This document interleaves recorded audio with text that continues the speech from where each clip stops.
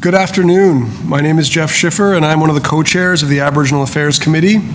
The committee secretary has confirmed that we have quorum, so I will call meeting 5 of the Aboriginal Affairs Advisory Committee to order. Welcome, everyone. This meeting is being held using the city's WebEx technology, with members and staff connecting by video conference or telephone or attending in person at Toronto City Hall. While under normal circumstances we would not be able to hold a virtual meeting of the Aboriginal Affairs Advisory Committee, City Council amended the simplified procedures of advisory bodies on April 30th, 2020 to allow it during COVID-19 emergency in accordance with the Municipal Emergency Act of 2020. Once the emergency is over, we will return to holding our meetings in person in accordance with the advice from Dr. Eileen Davila, the City of Toronto's Medical Officer of Health. Because we are meeting remotely, we ask for your patience and with any delays and technical issues. Members of the public can observe the meeting on YouTube at youtube.com/Toronto City Council Live. There are no registered speakers for this meeting. I would like to remind all staff and presenters to keep their mic muted with their video turned off unless they need to address the committee.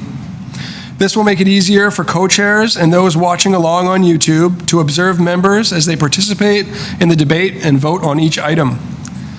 Members, please keep your mic muted unless you wish to question staff or speak to an item, and ensure that your video is turned on. As part of each agenda item, we will ask members to raise their hand or unmute their mic if they wish to question staff or speak. We will then create a speakers list and will call on members when it is their turn to speak. When voting on an item or a motion, I ask that members ensure that they turn on their video and raise their hand to indicate their vote. Members, I want to remind you that although you are participating remotely, you must still submit your motion in writing to the committee secretary.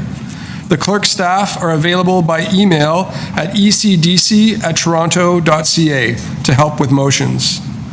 To start off the meeting in the right way, we will now have the offering of medicines by Selena Young, Director of the Indigenous Affairs Office, followed by an opening invocation by Francis Anderson. Miigwech.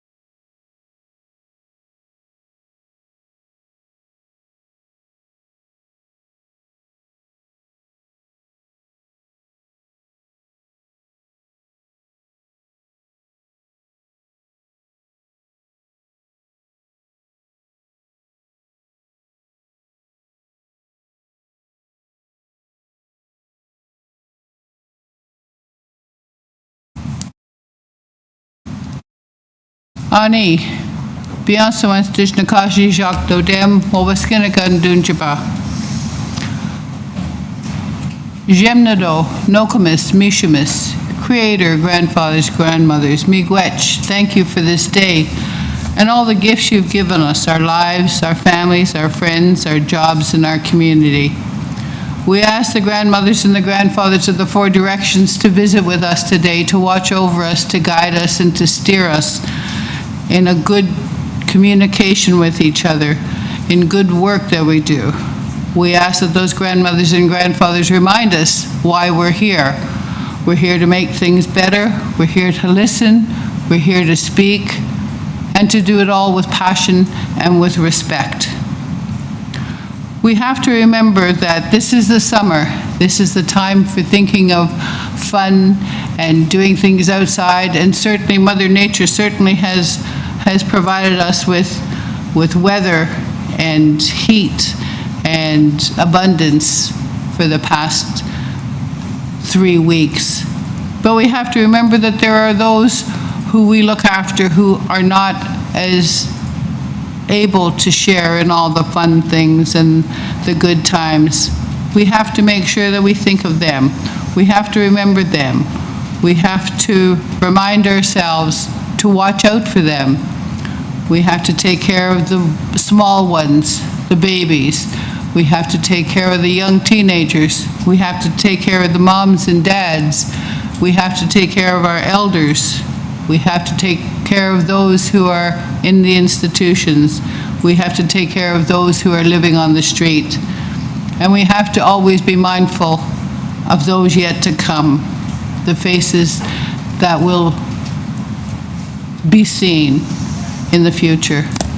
So, Creator, we ask that you guide us all this afternoon, bring our thoughts together, help us to form a consensus, and to move forward in a good way. So for all these things, Creator, we say miigwech, miigwech, chimiigwech. How? Thank you, Selena and Francis, for starting us in a good way. Although we are in different locations and meeting remotely today, the Aboriginal Affairs Advisory Committee acknowledges the land we are meeting on as the traditional territory of many nations, including the Mississaugas of the Credit, the Anishinaabe, the Chippewa, the Haudenosaunee, and the Wendat peoples, and is now home to many diverse First Nations, Inuit, and Métis peoples. We also acknowledge that Toronto was covered by Treaty 13 with the Mississaugas of the Credit. Are there any declarations of interest under the Municipal Conflict of Interest Act? If you have an interest, please raise your hand and unmute your mic to let me know. Seeing none, we will move forward with a review of the minutes. May I have a motion to confirm the minutes of our last two committee meetings on February 11th, 2020 and May 26th, 2020? Tracy King. Moved by Tracy King. Second by Larry Frost. Thank you, Tracy. Second. Second by Larry. Second by Larry. Thank you. The motion carries. Members, the co-chairs have a new business item, which we would like to now introduce. Item AA 5.6, Indigenous Community Safety and Mental Health Response in Toronto. I will ask the committee secretary to display the letter so that members can review it in real time before voting on whether or not to add it to our agenda today.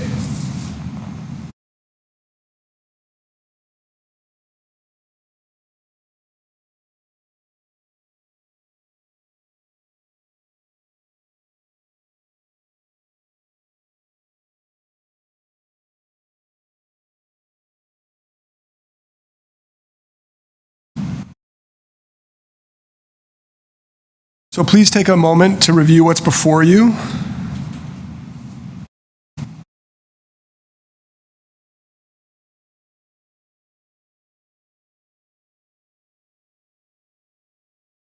I'm going to move a motion to add this item to the agenda as new business.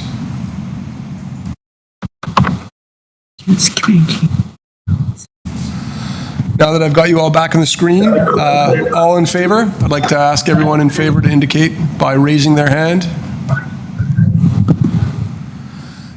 Any opposed? Okay, seeing none, the motion carries. Miigwech. We will hold this item down. Oh, sorry. Jeffrey, it's Andy. Sorry, I'm just trying to get used to these. I'm not going against it. Can you read it? Because I mean, I can't. I need to know what. I agree with Andrew. It kind of quickly moved, and it was very fuzzy at first. It didn't come in clear, so I agree with Andrew. I would like it read aloud. Andrea and Ruth, apologies. City clerks are in the process of emailing it to everyone so that they have access to it on their computer. So we do not intend this motion to be rushed. So why don't we give everyone a second to just pull it up on their email and take a look.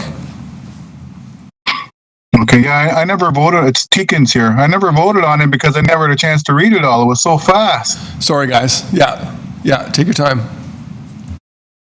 Can I just add in something here? We're not voting on whether or not to pass it or not. We're just voting on whether to include it as item number 6 at the end of the of our printed agenda. So you're going to get a copy of it, but we're not going to do anything on it until the end of the meeting. but we are deciding to put it at the end of the meeting. Instead, we may want to discuss this first, and so it may have to have a friendly amendment. So it'd be polite to let us read it. You know what I mean? Sure.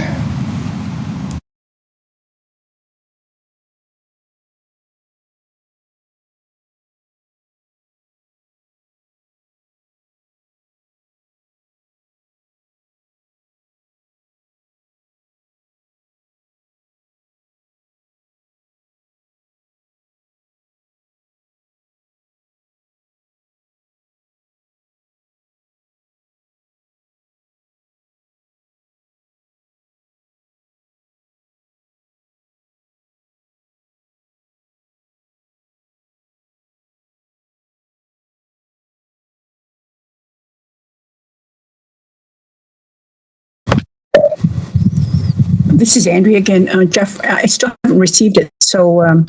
I'm just going to read it. I'm just going to read it to make it a little bit easier, if that's okay. All right. So this is, we are proposing to add a new agenda item. As Francis said, this is simply an item for discussion.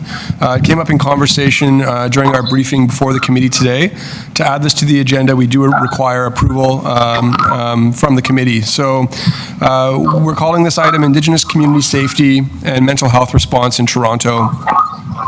Recommendations. The Aboriginal Affairs Advisory Committee recommends to the Executive Committee that City Council request the Director, Indigenous Affairs Office. I'll just remind folks that if they're not muted, to please mute their lines because I'm getting a little bit of interference here. Thank you. City Council requests the Director, Indigenous Affairs Office, to work with the Chief Financial Officer and Treasurer and other relevant city staff and divisions and report to the Aboriginal Affairs Committee and its meeting on October 13th, 2020 on a process to identify funding needs and sources to fund Indigenous-led responses to community safety and mental health in Toronto. The summary reads, within the context of current discussions related to persistent structural racism within police services nationally and discussion about the reallocation of funds to enable community responses, we, as the co-chairs of the Aboriginal Affairs Advisory Committee, would like to table a discussion on possibilities for Indigenous community safety and mental health responses in Toronto. We recognize that a variety of programs and responses may be necessary to improve community safety and responses to mental health concerns for Indigenous communities across Toronto. We would like to have a discussion with the committee and receive presentations from organizations working with Indigenous communities to develop pilots, programs, and/or other potential responses. We would like to have a presentation from the Indigenous Affairs Office on how it will support the committee to work with city staff and city council to identify the resources necessary to fund Indigenous-led responses on community safety and mental health in Toronto. Miigwech.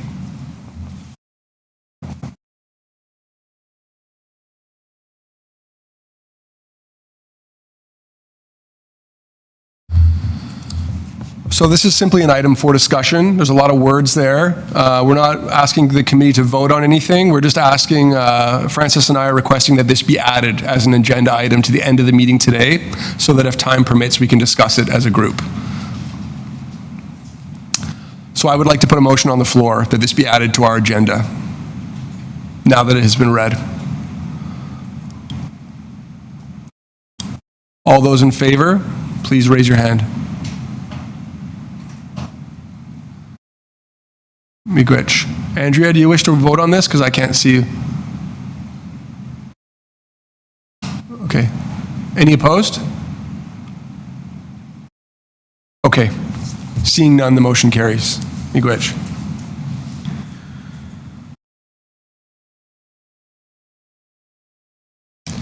So we'll hold this item down so that the committee secretary can make the item public online and also email it to members, as has always been done, and we'll consider this at the end of the meeting should time permit. So that brings us to the first item, item AA 5.1, the Indigenous Affairs Office. Selena Young, the director of our Indigenous Affairs Office, will now provide an update to the committee. Greetings, everyone. While I wish we were all meeting in circle, face-to-face, I understand that this is the next best way. I can only imagine how busy you all are, and I'm also very grateful that you've taken the time to be here, to be together, and to share your perspectives to help guide our work. There's so much happening at the city and in the Indigenous Affairs Office. We continue to be pulled in multiple directions. I suspect, like many of you, I'm going to try and focus my update just to share some of the key pieces of work. I think many of you know that we've been busy with COVID response, recovery, and rebuild efforts. You heard about this at the May Aboriginal Affairs Advisory Committee meeting. We've been supporting various efforts. One of those is mental health. So there's a mental health support strategy that was struck immediately during the COVID recovery phase to address the emerging and changing mental health needs for Torontonians. Connections were formed between mental health serving organizations and 211 to facilitate warmer hands-off between people in need and the most culturally and situationally relevant services needed. Native Child and Family Services Toronto was brought on as an initial partner and has been participating in more than weekly meetings. We do plan to bring in some additional Indigenous organizations in the coming weeks. We have tried to stay connected with Indigenous organizations doing incredible work on the front line in supporting community, including Nduyan, Anishinaabe Health, and of course, Toronto Aboriginal Support Services Council and the member agencies. You'll hear more from Lindsay this afternoon on TASK's coordinated response during this pandemic. Wherever possible, we've tried to elevate concerns and needs raised by Indigenous organizations and community members, as well as connecting them with resources. Sometimes that's information. It's also been finances, and donations that become available.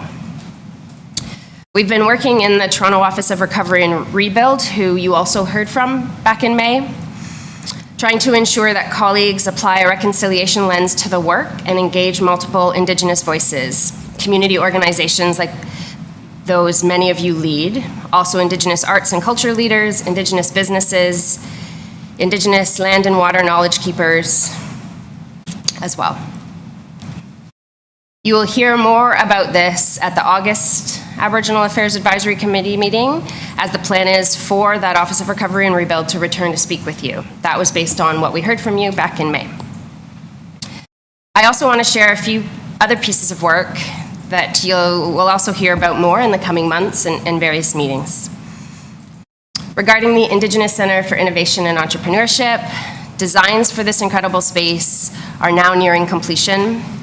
While things were relatively paused otherwise on this work during COVID response and recovery, we're starting back up again, including hosting interviews for City of Toronto project manager position to help with this work. Part of that role, part of the responsibilities of that individual will be engaging Indigenous entrepreneurs and community and helping us get ready for opening of the centre in 2021. We'll also be re-engaging the Leadership Advisory Circle. We have been doing work on Indigenous placemaking, for example, an Indigenous heritage survey. The engagement strategy for this is under development, and recommendations for ensuring Indigenous leadership are also being developed and will be reviewed by broader Indigenous community, likely in the fall. We're also considering an Indigenous placemaking council to help guide placemaking work in Toronto. We have been working with Native Child and Family Services to ensure families have access to parks, city parks for land-based programming, and we're continuing that work and supporting expanding to day camps. You will hear more about this from Native Child during today's meetings. Our ability to support and advance Indigenous placemaking efforts is about to be enhanced as we have a new team member joining the Indigenous Affairs Office tomorrow. Jennifer Franks is a member of the city's Ambe Mawasada Employee Circle, so that's a network of Indigenous staff at the City of Toronto. She's of mixed British, Northern European, Mushkegowuk Cree, and Métis descent, and she's originally from Treaty 6 territory in Alberta. Jennifer will come to a future Aboriginal Affairs Committee meeting to share more of that work with you. The Year of Public Art is in 2021, and one of the principles driving this work is a commitment to advancing truth and reconciliation in Toronto through Indigenous placemaking. So for Toronto's Year of Public Art, this means that projects will acknowledge Indigenous history, present and future on the land that we're situated on. Indigenous projects will be guided by self-determination, freedom of expression, equitable access to resources, and greater influence over public art practices. And Indigenous communities and Indigenous creators must be at the center of the decision-making processes for any of those Indigenous-focused projects. That work is starting, and colleagues will be coming to the August Aboriginal Affairs Committee meeting with a more detailed presentation. And the last piece I wanted to flag, it's somewhat related to the new agenda item, item 6. It's based on recent motions at the Executive Committee and City Council. So we will be working on community safety and well-being, and we'll return to the Aboriginal Affairs Committee with more info on that. Essentially, Council supported recommendations that came from you, the Aboriginal Affairs Committee, calling for staff to report on the implementation of an Indigenous community-led pilot project to be overseen by the Toronto Aboriginal Support Services Council and Toronto Council Fire. And the pilot project aims to address community safety, harm reduction, conflict and crisis response, and peacekeeping from an Indigenous-led perspective. This action is part of the city's response to the national inquiry into murdered and missing Indigenous women and girls. Thank you. I'm going to turn it back to the co-chairs now. Thank you, Ms. Young. Members, do you have any questions of staff on this item? If so, please raise your hand and unmute your microphone to let me know.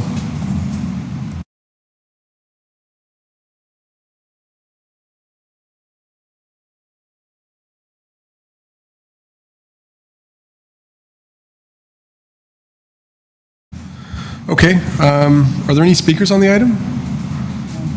If you wish to speak, please raise your hand and unmute your mic to let me know.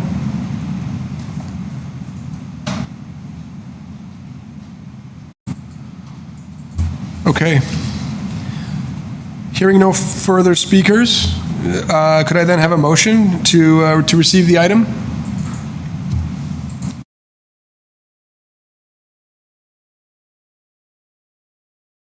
Ruth. Okay.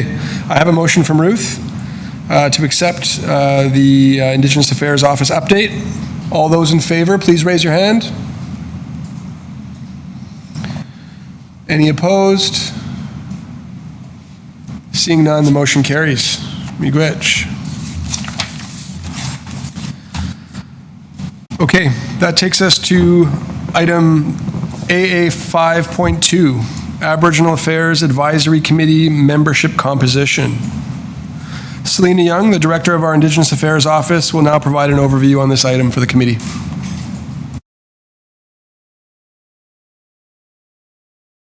This is really just a discussion. There's a number of, and our colleagues and clerks can tell us the exact number, but there's a number of vacant seats on the Aboriginal Affairs Advisory Committee.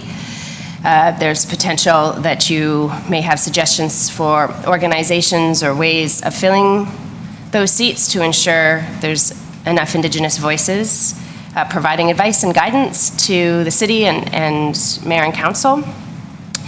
And so, yeah, this was an opportunity to have that discussion, to think of what organizations you may want to see around this circle that aren't currently here.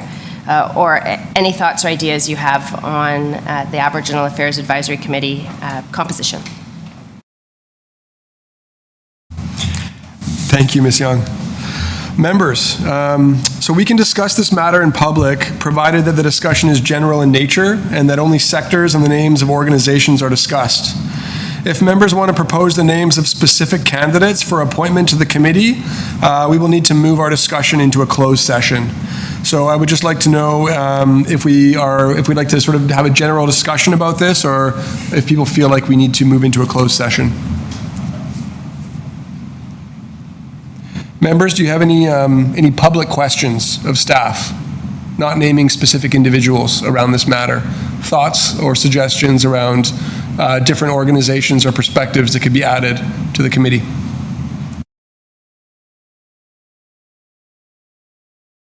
Go ahead, Ruth. Hi, I can do it very generally. I think that there are a few sectors that could be represented to give us a more holistic conversation. I'm very thankful for all of the services provided by our community organizations. I look at some of, these amazing people that I've known for many, many years and all the work they do, but I also know that there are voices that are not represented here. We have, a large community of law, lawyers and legal scholars that would be interesting to have engaged in this sort of space. I think that it would be beneficial to have other academics, not just somebody who teaches social work, right? To broaden these conversations. Somebody who has these sorts of spaces, I think, would be very much in line, even with the TARP report, as we discuss, as the TARP report discusses the fact that so much of our community is based on social service sectors, which, I live in too. I think we need to broaden it so that the responses can come from other Indigenous community members as well.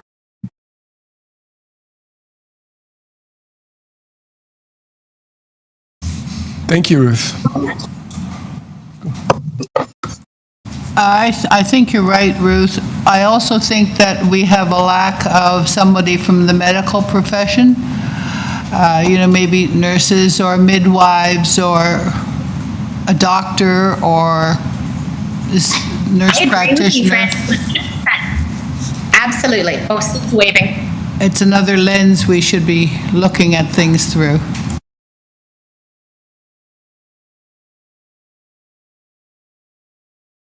Steve, I see you waving. Okay. All right, you can hear me?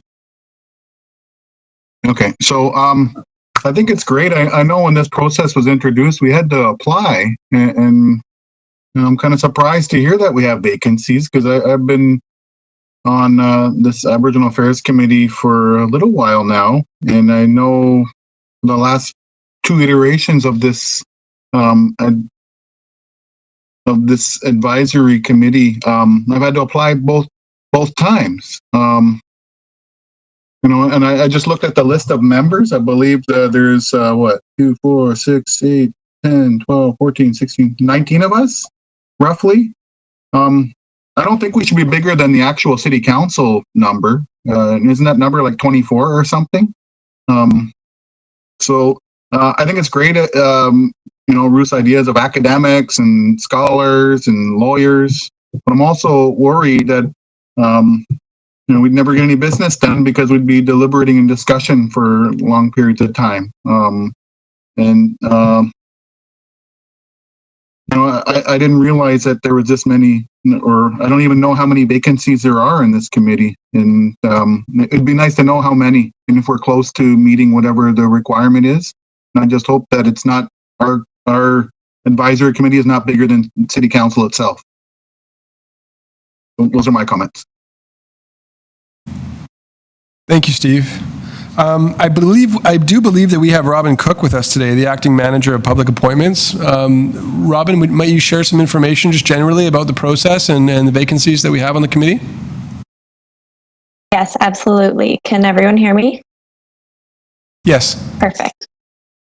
So there are currently 19 members, but your membership is 25 people. So there are 6 vacancies. One is of the recent resignation of Harvey Manning. So you have room to add 6 more organization reps to the committee. Thank you. Robin, can I ask you, what is the most that we have had on our committee? Have we ever been full? So for this term, the most I believe you've had is 20. So there has been 5 seats that have been vacant throughout this term.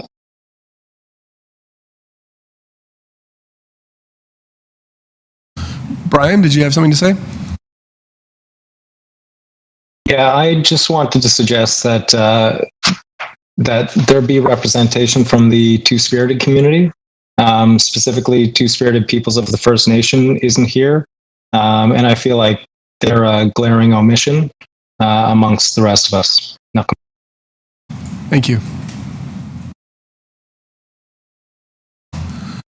Ruth, did I see your hand up again? No, you're okay? Okay. Any others? Okay. Do members wish to propose the names of specific candidates for appointment at the committee today, or can we, shall we proceed? Ruth? We would need to go into, just a reminder that we would need to go into a closed session before mentioning specific names. No, I just really wanted to also really strongly agree with Francis that I think a midwife would be an ideal addition. And I think that, reaching out to seventh generation as a space would be very important. I know there are other Indigenous midwives across the city, but as a collective, I think we really need to engage the people who support our next generation coming into this world. And I totally agree with Brian about the need for Two-Spirit, and not just Two-Spirit, but also acknowledging the intersectionalities of Two-Spirit trans community members, non-binary individuals as well. Thank you, Ruth. Not anybody who knows my family. Thank you. Okay. Are there any speakers on this item? If you wish to speak, please raise your hand and unmute your mic to let me know.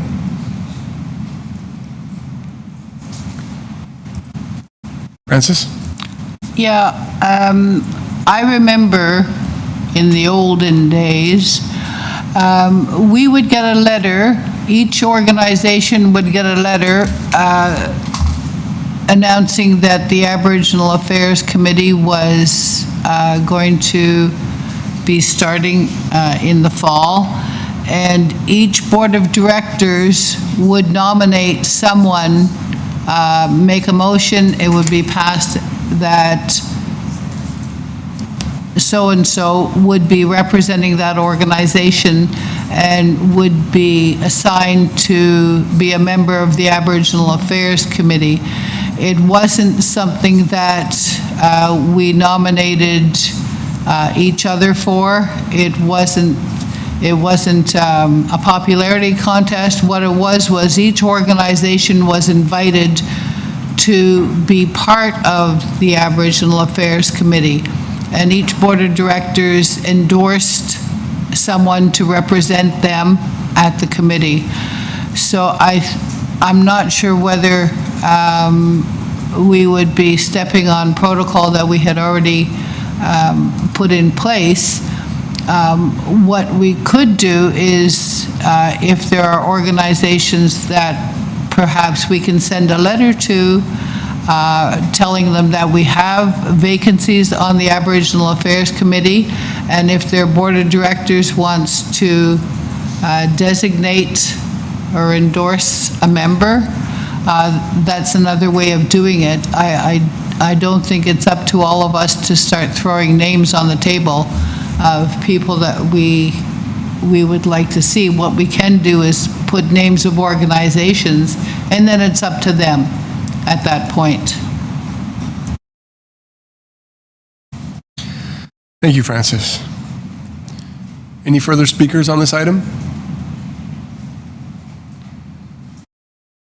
Okay.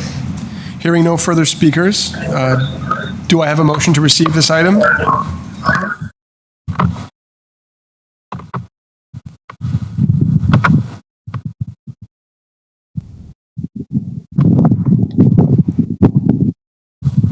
I do need a motion to receive this item before we can move forward. Tanya, seconded by Ruth Miigwech. All in favor, please raise your hand. Any opposed? Seeing none, the motion carries. Thank you. I'm going to turn things over to my co-chair for the next item.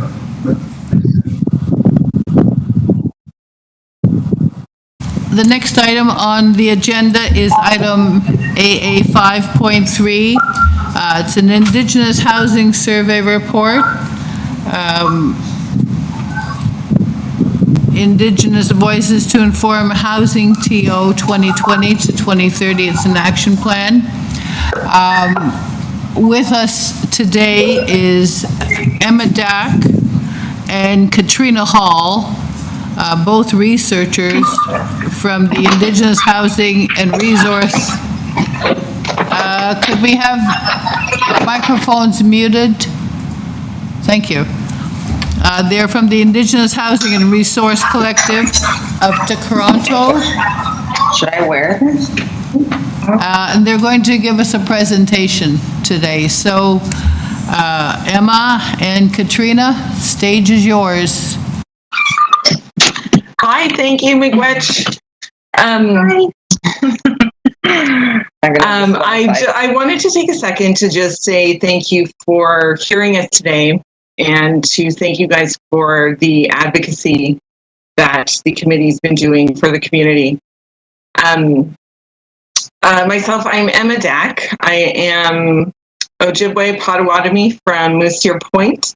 I have with me Katrina Hall. And I am from Sioux Valley Dakota Nation, self-governing First Nation, but I've been a resident in Toronto for the past 10 years because of the services, the specialized services around children with disabilities and the resources at Sick Kids that is not available in my home province or my home community. So Jordan's Principle and the lack of Jordan's Principle being in Toronto has created an extra pressure on my family and my experience of being an Indigenous person in Toronto.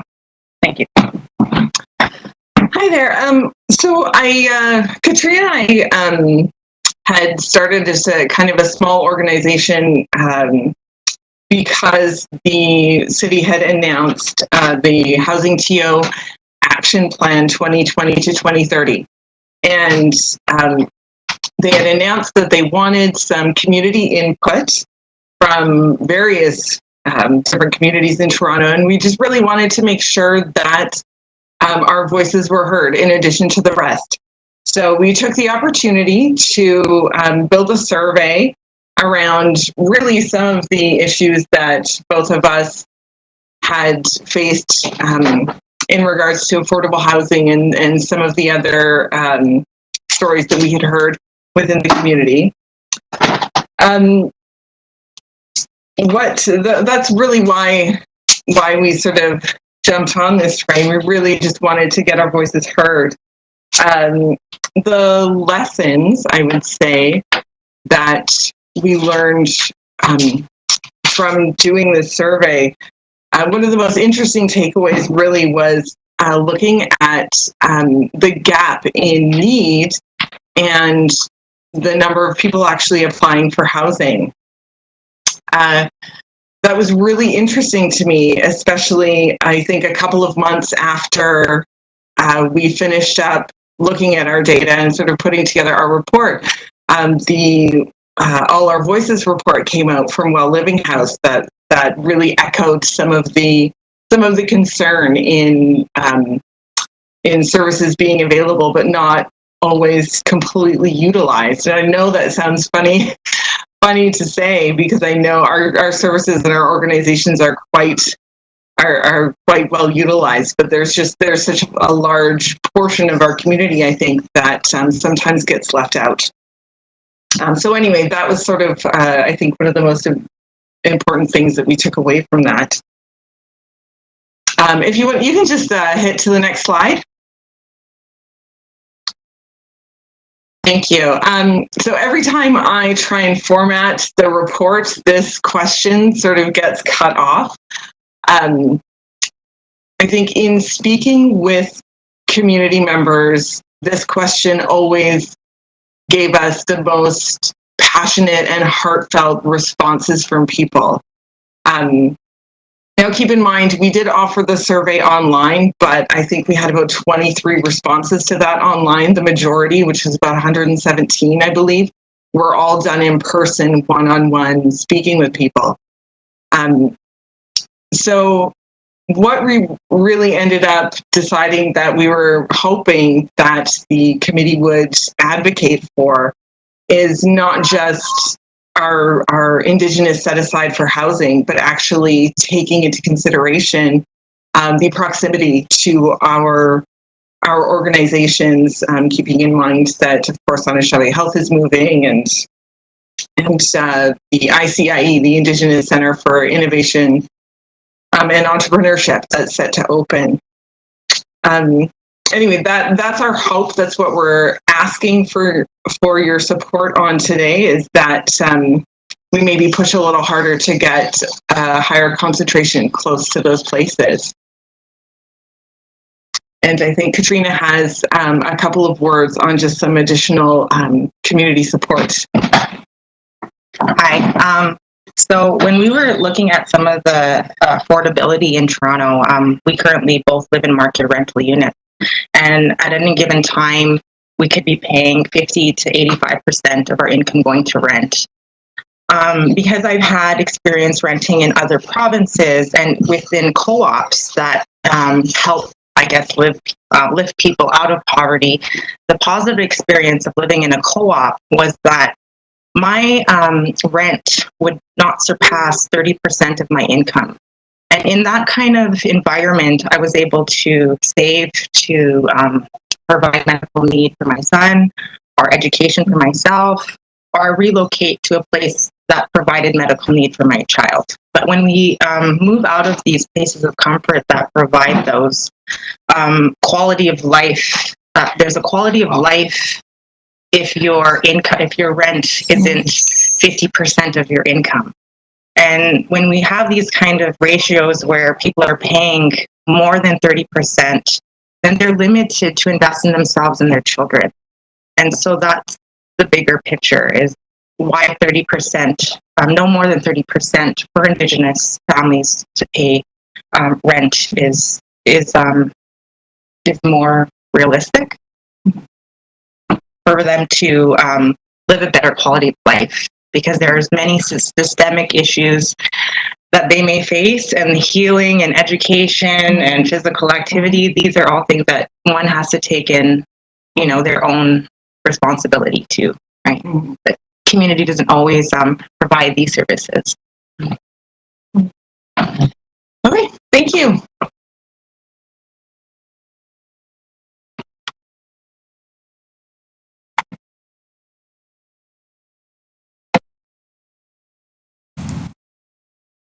Thank you very much, Ms. Dack and Ms. Hall.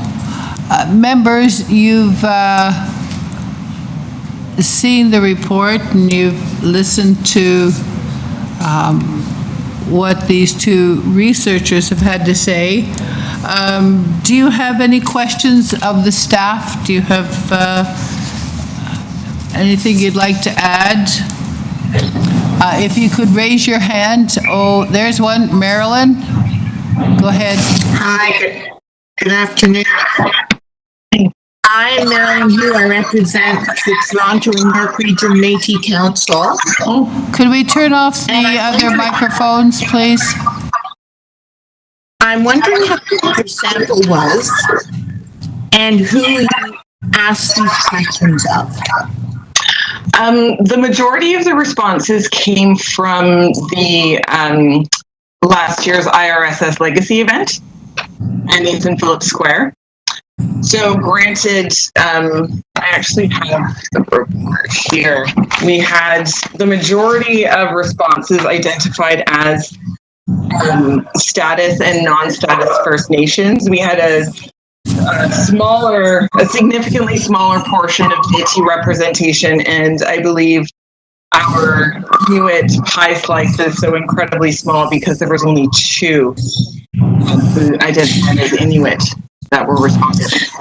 Did you have any respondents identify as Métis? Because we had a teepee down there and a group of people doing presentations for the 4 days. Yeah, we did. If you have a look, I don't know if you were able to look at the, okay. Okay, well, there's a pie chart that sort of shows it. I don't have the actual number in front of me, sorry. So may I ask why you didn't send it out to agencies to get a broader? We did. Pardon me? We did. We sent out the Toronto action plan. We sent out the do-it-yourself kit that the city had provided, trying to encourage some other of our organizations to get involved and hold their own community consultations. We also widely shared our survey via social media. College. Yeah, I went around and posted, asked organizations if we could post just a little flyer in their, in their common areas. I'm only asking because I don't recall this being part of the information that we received at 75 Sherburne, where our office is. Maybe I'm mistaken, but I just wanted to because it's important that all Indigenous groups are included, and the Métis nickname is the Forgotten People. So we just like to step up and remind people we're here. Yeah, absolutely. Thank you.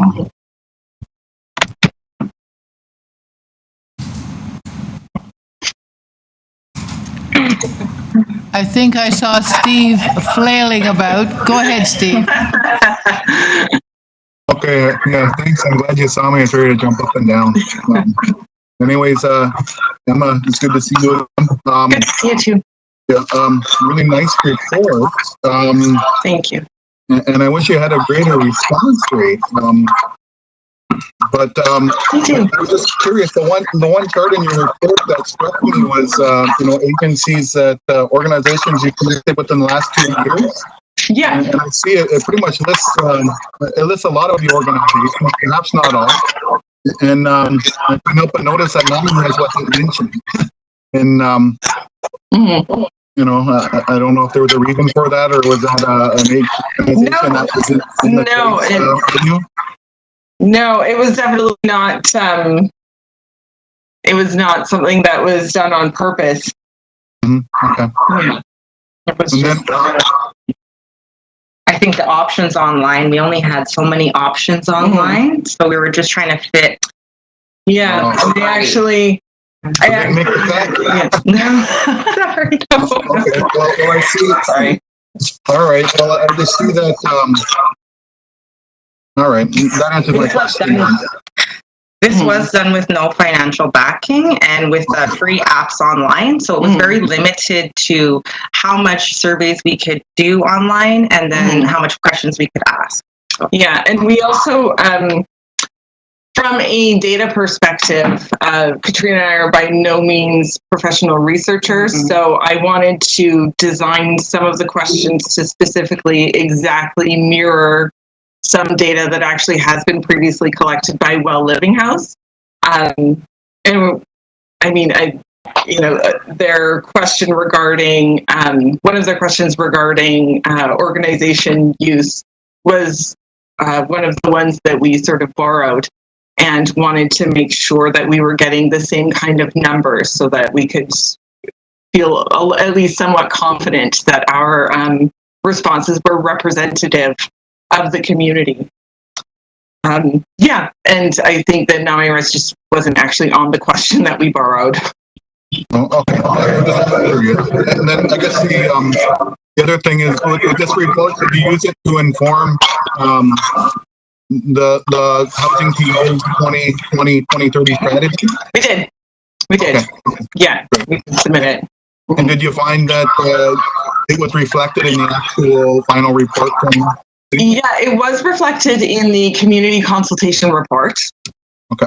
Yeah, they did include some of our info, so that was nice. Okay. All right. Well, thank you. Great report. Thanks. I was just curious about that one. I'm one of the few Indigenous housing providers in the city. I thought for sure we would have made the cut, but no, I guess not. But okay. Thanks, Steve. Hi, this is Tracy King. Can I speak next? Could you hold? Hi, Tracy. 1 second, folks. Hold on a second. Could everyone, except the person asking the question, mute their phone, and then mute yourself after you ask your question, and let the responders speak? It's getting very crowded on the lines. Yeah, Emma, Okay. if you can mute, it'll help while people ask a question. If you can mute the line. Yeah, sure. Okay, Tracy.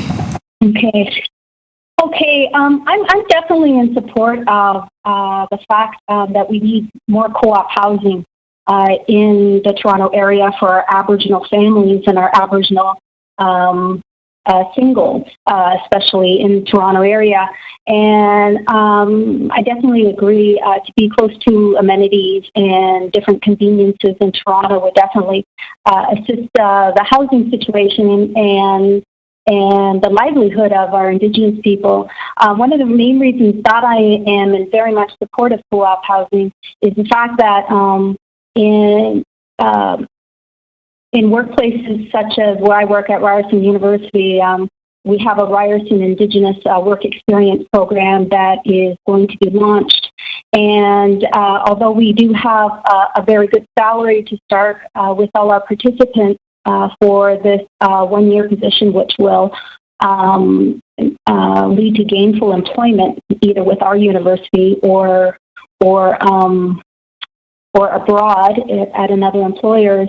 One of my main concerns is that the housing situation, how as an employer we're supposed to attract and retain our families, but if they're having such a difficult time, impoverished in dealing paycheck to paycheck, that in itself is going to affect the health and well-being of our peoples and our communities. So I just wanted to express that fact as an employer working for a university and the importance of finding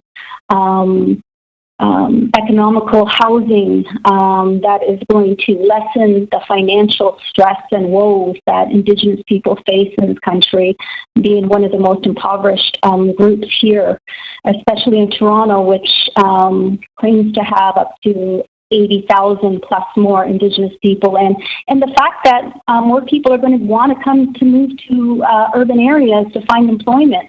We need to make accommodation housing much more affordable, and I definitely just support this presentation that you did, ladies. Thank you very much. Thank you. Thank you for mentioning that. Another issue that came up while we were having these conversations with respondents was not only the lack of sort of a good paying job, but in addition to that, our community faces a much higher rate of children with identified or unidentified special needs, and how that impacts the ability to hold a job. I mean, Katrina and I, we both have children with special needs, and we have both definitely felt the strain. Yeah. By the way, Tracy, we're cousins. Hi, cousin.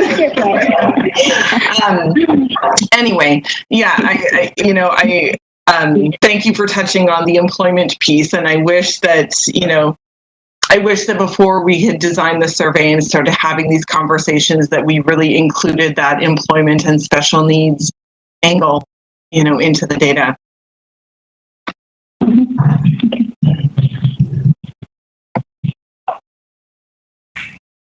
Thank you. Are there any more questions, comments? Andrea, go ahead. Okay. Young go, Francis, and young ladies, Dak and the other young lady for doing this. I just wanted to touch on a couple of things, and Tracy hit a point that I was talking about. In the report, you surveyed 143 persons at the IRSS, or the forum that Toronto Council Fire hosted, and the majority of those persons who were there were people who actually have places too as well. I want to commend you, first of all, for undertaking this, because this is such a large area that we're looking at parents with, with children with special needs. We're looking at families who have parents, with special needs. We're just looking at our community that's far and wide that really require, a place to live. There's a program they refer to, the feds refer to Reaching Home, and the key word here is home. So I guess the first thing I want to let you know, the 143 numbers that you were able to gather it represents a 0.001%, and within Toronto we do have a group. We have a number of groups, and I acknowledge you as well. So taking that opportunity on your own, financially on your own, and that's good. But we could have utilized and can still utilize, because I don't think it goes far enough. I think that I know that the numbers that we have amongst us, each of the agencies, could help swell that number, so then it's a better reflection and categories of the needs of the community. There's the same.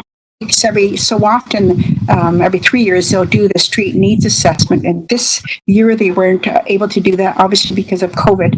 But that's also an issue that we need to look at those persons too, when you're taking into consider that have no homes. They have no homes, they have no shelters, but they have the streets, and then they have encampments.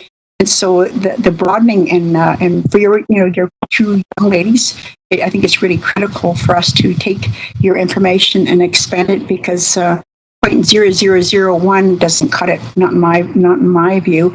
And a lot of the participants who did come out last year for that extremely hot 2 days come from out of town too as well. We had a number of survivors from other parts of this particular province also come out, and so they know really clearly they're looking to leave their home communities, or I should say their urban centers, to relocate to Toronto. So I think it's really incumbent upon us to draw on young people like yourselves, and to put some supports and backing for the work that you're doing. I don't know how ICIE fits. In my mind, it doesn't. It has no place in this. And last Friday night, I with a young group who broke away from I think they're the AIRS group, and they were in the park, and they didn't have places to stay, right? But it's really important that there's an inclusion. And so I'm certain that what we can do is how we can support the work that you're doing, not only in terms of compensating some supports, is actually to introduce you to other groups that feel that they're not a part, that their voices aren't being heard, and I think that's really critical. I'm sure that each one of our agencies could give you a few hundred people for you to interview and get some feedback, as well as for you to examine the street needs assessment, because that basically will only look at people that are homeless. So I appreciate the fact that you've taken this on. I was reading it, and it kept repeating the same things, and I thought, well, it's good. I want to have an opportunity to speak to you. I would support the ongoing work, and to look at some invitation to come to the table for us to see how we can expand your findings. And so then it's helpful to you too as well.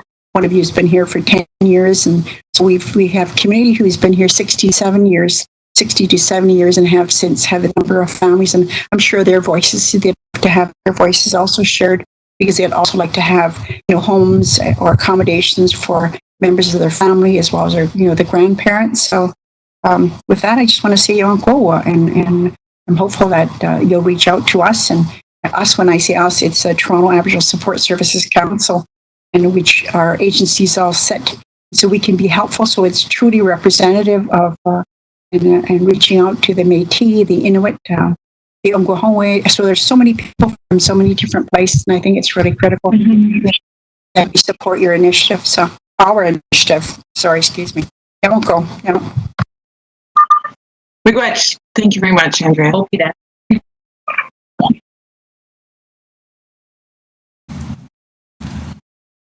there any more questions or comments? Go ahead, Ruth. Sorry, I'm also parenting at the same time because, that's what happens in life. I just want to say thank you so much for doing this work and for taking it on. My children have been, I just had to do snacks. Or, it happens with kids. But thank you so much for doing this work. I've heard some people questioning around the sample size and some of the questions and stuff. I'm wondering if it could be supported. This research is good and important. I wonder if it could be supported utilizing one of the academics in the city, as there are many Indigenous academics who may be able to support some of these conversations, so that the reliability or whatever the samples, so that those sorts of items could be supported and the questions wouldn't be about relatability and those sorts of spaces or voices missing. Well, there'll always be voices missing, let's be honest. Research is never perfect. But in that, you've done an amazing job. It's a starting point. Is that something that would be of interest? I have to go and get something. I'm so sorry. I have to feel children. I definitely am interested in pursuing this further. It was a really great experience, and I think Katrina and I both found that there are just there's such a diverse number of circumstances that I think we just don't really hear so much about.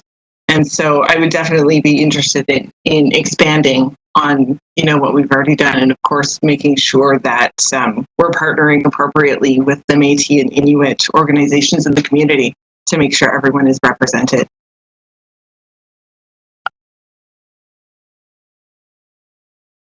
Any further comments, questions, statements? Jeffrey?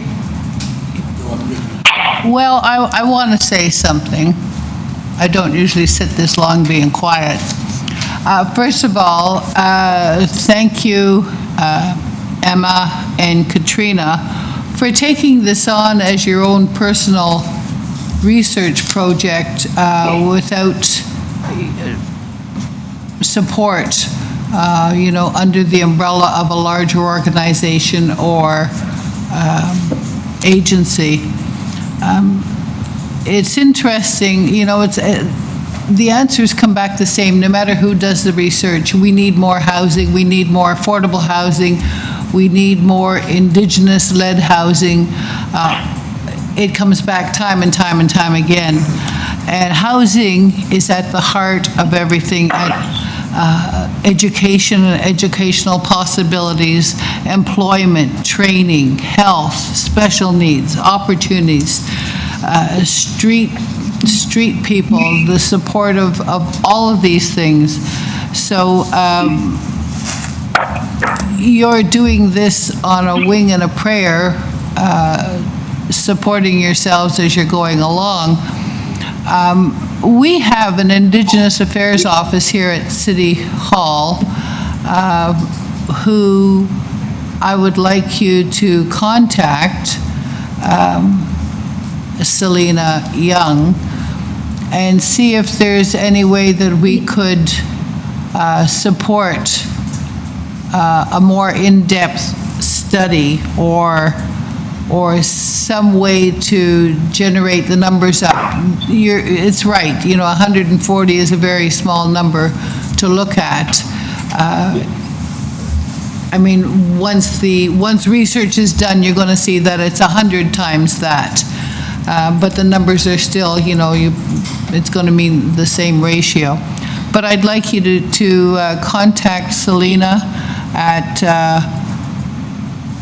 the city and see what's up. Selena would like to have a few, before we go on, Selena? Great great minds think alike, Francis. I just emailed Emma while the presentation was happening, so you'll have my email in your inbox, Emma. Katrina, I apologize that I don't have your email, but yeah, we're happy to connect and support, as you will see in the email that I recently sent. Miigwech, thank you very much, everybody. I appreciate it. Anything further? Hearing none, do I have a motion to receive this item, this very important, wonderful item? I have one more. Ruth? Larry, I second it. Thank you muchly, both of you. All in favor, raise your hand. Any opposed, don't raise your hand. Seeing none, it's carried. Thank you very much. Thank you, Emma and Katrina. And we're all related. The next item on our agenda is item AA 5.4, and this is the Toronto Aboriginal Support Services Council's COVID-19 response. Here this afternoon with us is Lindsay Kretschmer. Well, not with us, she's on video. She's the Executive Director of the Toronto Aboriginal Support Services Council, also lovingly known as TASC, and she will provide a presentation to the committee. Ms. Kretschmer, come in. Hi, I'm actually on vacation, so I'll just leave my vacation mode to enter your meeting. Hope that got you all chuckling a little. Good afternoon, everyone. So nice to see you. I'm going to go through a brief presentation on the work of TASC during the course of the pandemic. So if you could kindly bring up the slides, that would be great.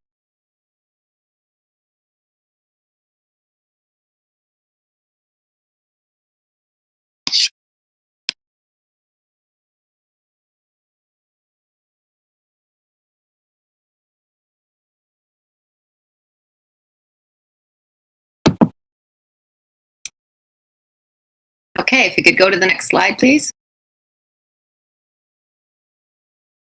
I just want to extend my thanks, Nyala, to our council. TASC is made up of 18 different organizations and the respective leaders of these organizations, and it is a very great pleasure to work with all of these incredible leaders with incredible gifts and skills. I want to thank you all for your collective leadership, vision, and resiliency, not only during the course of pandemic, but in general for the work that you do every day, both independent of TASC and as a part of TASC. And so I want to begin by acknowledging you.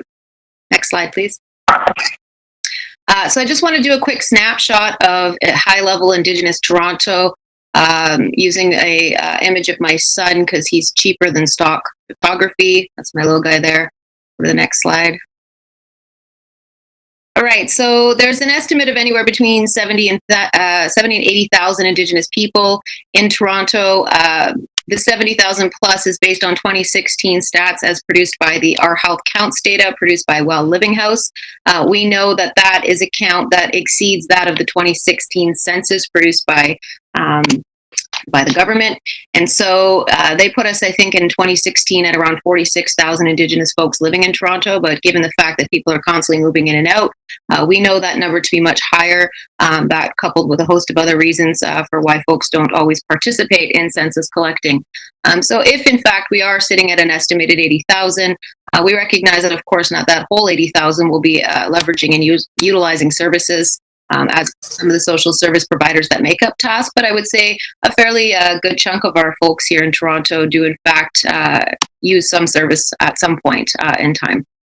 We'll go to the next slide. So the Well Living House stats as produced by Our Health Counts also put together a report that suggests that 90% of Toronto's Indigenous folks are living below LICO, also known as the low income cutoff, which of course is a pretty glaring statistic that would precipitate some action and response around how we can work toward prosperity for Indigenous folks living in the city. We are recently in talks with the city around creating an Indigenous poverty reduction strategy similar to what they did in Hamilton with their municipality and local coalition. And so we'll move to the next one. Next slide, thanks. So this is a 2006 Census Metropolitan Data heat map based on data collected by the City of Toronto. I don't know that anything more recent has been produced. It's quite dated, but often we get the question around, where are Indigenous folks located? I suspect this heat map has evolved significantly since its time, but all that to say it is the only of its kind that I've ever seen that suggests these are the parts of the city of the Greater Toronto Area and beyond for which Indigenous people might be located physically in terms of their residency. And as you can see, it doesn't always align with sort of the neighborhood clusters and ward structures by which the city is constructed in some ways. Next. In terms of task member agencies and where they are providing services, both within the construct of Toronto and beyond, we have members who are provincially mandated and do provide services that go and extend beyond Toronto alone. But as you can see by these tiny little task logos clustered, largely are services downtown, as we know. With some in Scarborough, some in North York, and perhaps even housing providers further into the west. And then, of course, there's the map for Ontario, for which task member agencies are also providing services within the province. Next. A bit about us. Next. So weird that I can't click it myself. I'm like really clicky. It's tough. All right. So for folks who are not aware of TASK's mandate, mission and vision, TASK is a leading non-for-profit research and policy shop that also works on advocacy to address the social determinants of health to improve and enhance outcomes and well-being for Indigenous folks living in the city. Our aim and vision is to provide a healthy environment while increasing the capacity of Indigenous folks to create self-sufficiency within Toronto and to guide future generations of individuals as strong carriers of culture while also achieving socioeconomic success. And so in a nutshell, that is TASK. Next. In terms of a bit of history, TASK is a successor organization to an informal group of folks that came together under what was formerly known as TASA, Toronto Aboriginal Social Services Association. We were established in the 90s, and folks were meeting collectively to raise issues around what was happening for urban Indigenous folks in the city of Toronto and how service providers were working together and independently to support the needs of folks who were coming forward for services across a spectrum. In 2009, we commissioned the TARP report, which at its time was the largest study ever conducted with Indigenous folks in an urban area for Toronto. And so TARP, now 10 years after the fact, is moving into a second phase to create TARP 2. And in 2011, we became incorporated as TASK. Next. And I think Amazon's at my door, but they'll just have to leave it on the porch. All right, our members. Who are our members? Next, thank you. There's my son again. So these are the members that make up TASK. So we've got a very robust list of players that serve the community who form our council / coalition. Next. Here are all their logos, most of which will be recognizable to all of you as you represent many of them. And if you don't, you'll be familiar in any case. Next. And collectively and independently, TASK members are serving a wide range of issues from housing to homelessness to employment, education, to health, to spirit, to mental health and addictions, culture and land, and a whole host of other things. And in terms of the work of TASK, if you look to sort of that bottom section, TASK does a lot of work around cross-government relationships and stakeholder engagement. We also advocate toward funding reform to move beyond the 0 to 1%, for which we know we are chronically underfunded for, being able to provide these critical services to community. TASK also works to facilitate convenings and better systems coordination and to raise greater awareness about urban Indigenous issues, and most notably our membership and ensuring that folks are aware of who they are, where they are, and how to reach them. Most notably, this was done and accomplished through the creation of the Toronto Indigenous Peoples Portal, which is a product of TASK. Next. In terms of where TASK gets its funding, different sources by type. The majority of our funding comes from the federal government under the UPIP funding, also known as Urban Indigenous Partnerships, under Coalition Stream. We do receive some money from the province, from the city, and from foundations, most of which is all project-based in nature. We do not have any core funding outside of what is currently provided by the multi-year agreement through the federal government. Next. In terms of our relationships, TASK has a lot of complex relationships, all of which are certainly not featured here, but we do connect with different ministries, some more than others. We do connect at the national level with both Indigenous Services Canada and our counterparts across the country. There are 32 other coalitions like TASK across Canada, and so we do connect as part of a national coalition body and as well independently with some of those individuals specifically to learn and share information and wise practices. We are connected to the City of Toronto, notably through the divisions that you can see here. So SDFA has been a really strong supporter of TASK in the work over the years. We are connected to SSHA and Children's Services to some degree as well. And by extension of these, we are also connected by a City Council, the Indigenous Affairs Office, and this committee to a degree. TASK also has connection to sort of broader notions of the community at large, largely through events, gatherings, and social media. Those are the ways in which TASK convenes and connects with community, often precipitated by the need for project-based work that we do. We connect with our member agencies, and by extension of our member agencies, the communities that they serve. We are connected to the TCAB, and we are connected to all multi-partners across other sectors as well, including the corporate and private sector, philanthropic, and the mainstream sector where possible. And we are currently also forming a greater alliance with Social Planning Toronto. Next. Our strategic plan is really aligned with what our current mandate is and that of which we are supposed to deliver as an organization. We start in the East with community engagement and strategic partnerships, moving through to the research and action place of our work, which lends to informing policy and advocacy efforts and bringing us to the final direction around knowledge sharing and sharing back what we've learned and reflecting and examining on how do we continue to proceed and create more initiatives and projects that will collectively serve the membership and by extension of that, the broader community. At the center of everything for TASK is building a sustainable and resilient organization. And that's our strategic plan in a nutshell. Next. In terms of our governance, we are a consensus-based model. We have 18 voting members, 2 non-voting associate members, and council, board, and exec are made up usually of executive directors of each agency, although not always it's an executive director. In some cases, it can be a general manager, but by and large, it is that is what makes up the membership. And priorities are determined by the table. Next.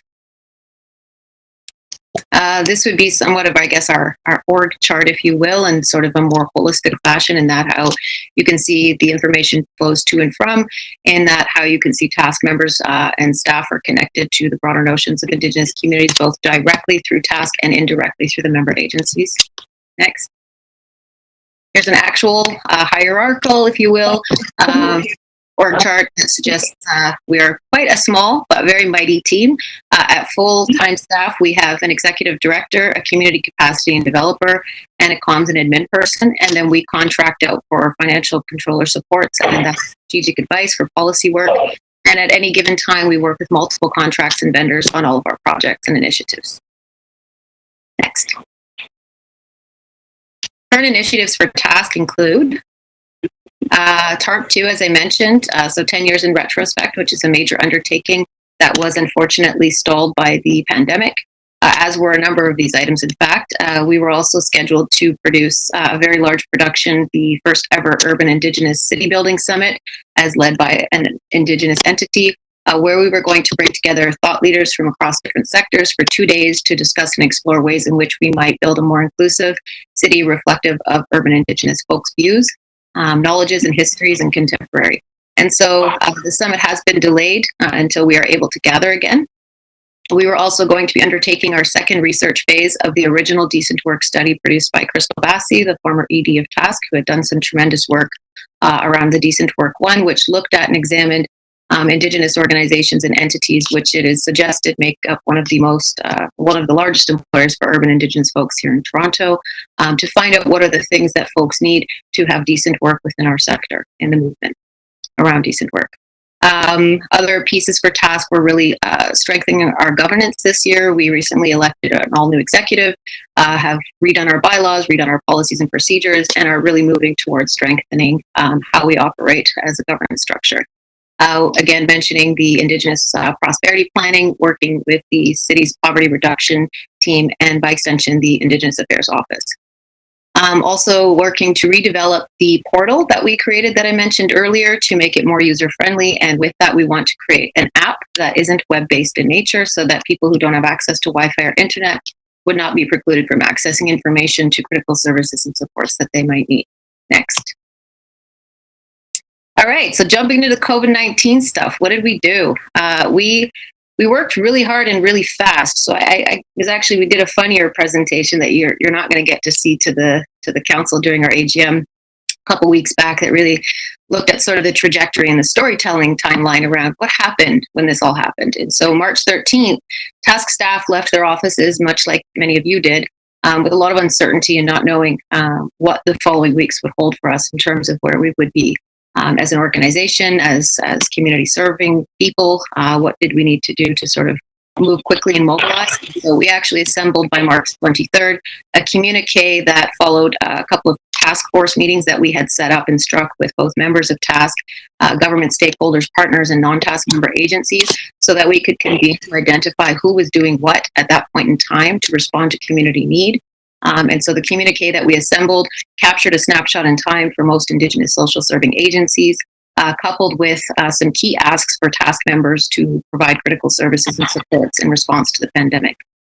Multiple proposals have been submitted throughout the course of the pandemic. Multiple stakeholders have been engaged. We've done several advocacy efforts, established a new partnership. We've convened well over 30 meetings among task members and beyond. We've been nonstop on social media until most recently, where we were unfortunately kicked off Facebook because we weren't a person, we're an organization. And so we're actually working very hard to reestablish a Facebook because we lost over 5,000 people on our friends list.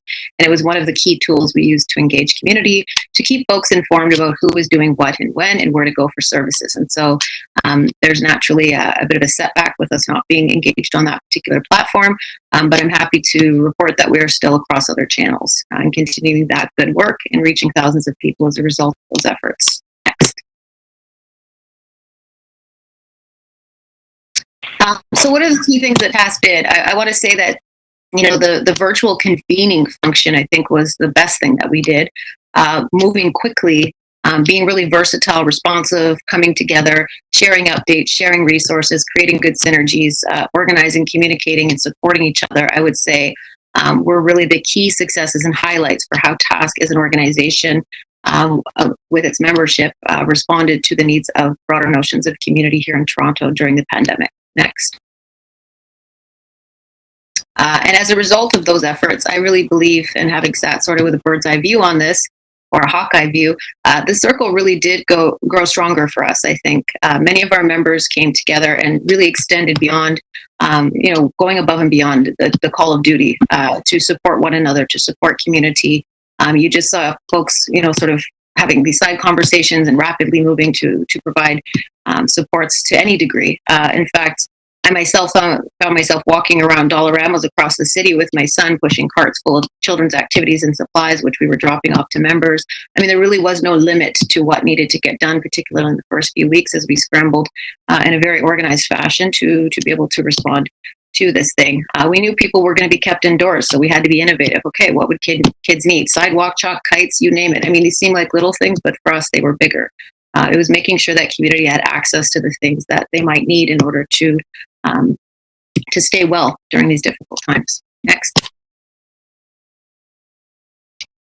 We also set up a hotline. TASK set up a phone line and an email for which folks were able to call in and request supports and direction to supports.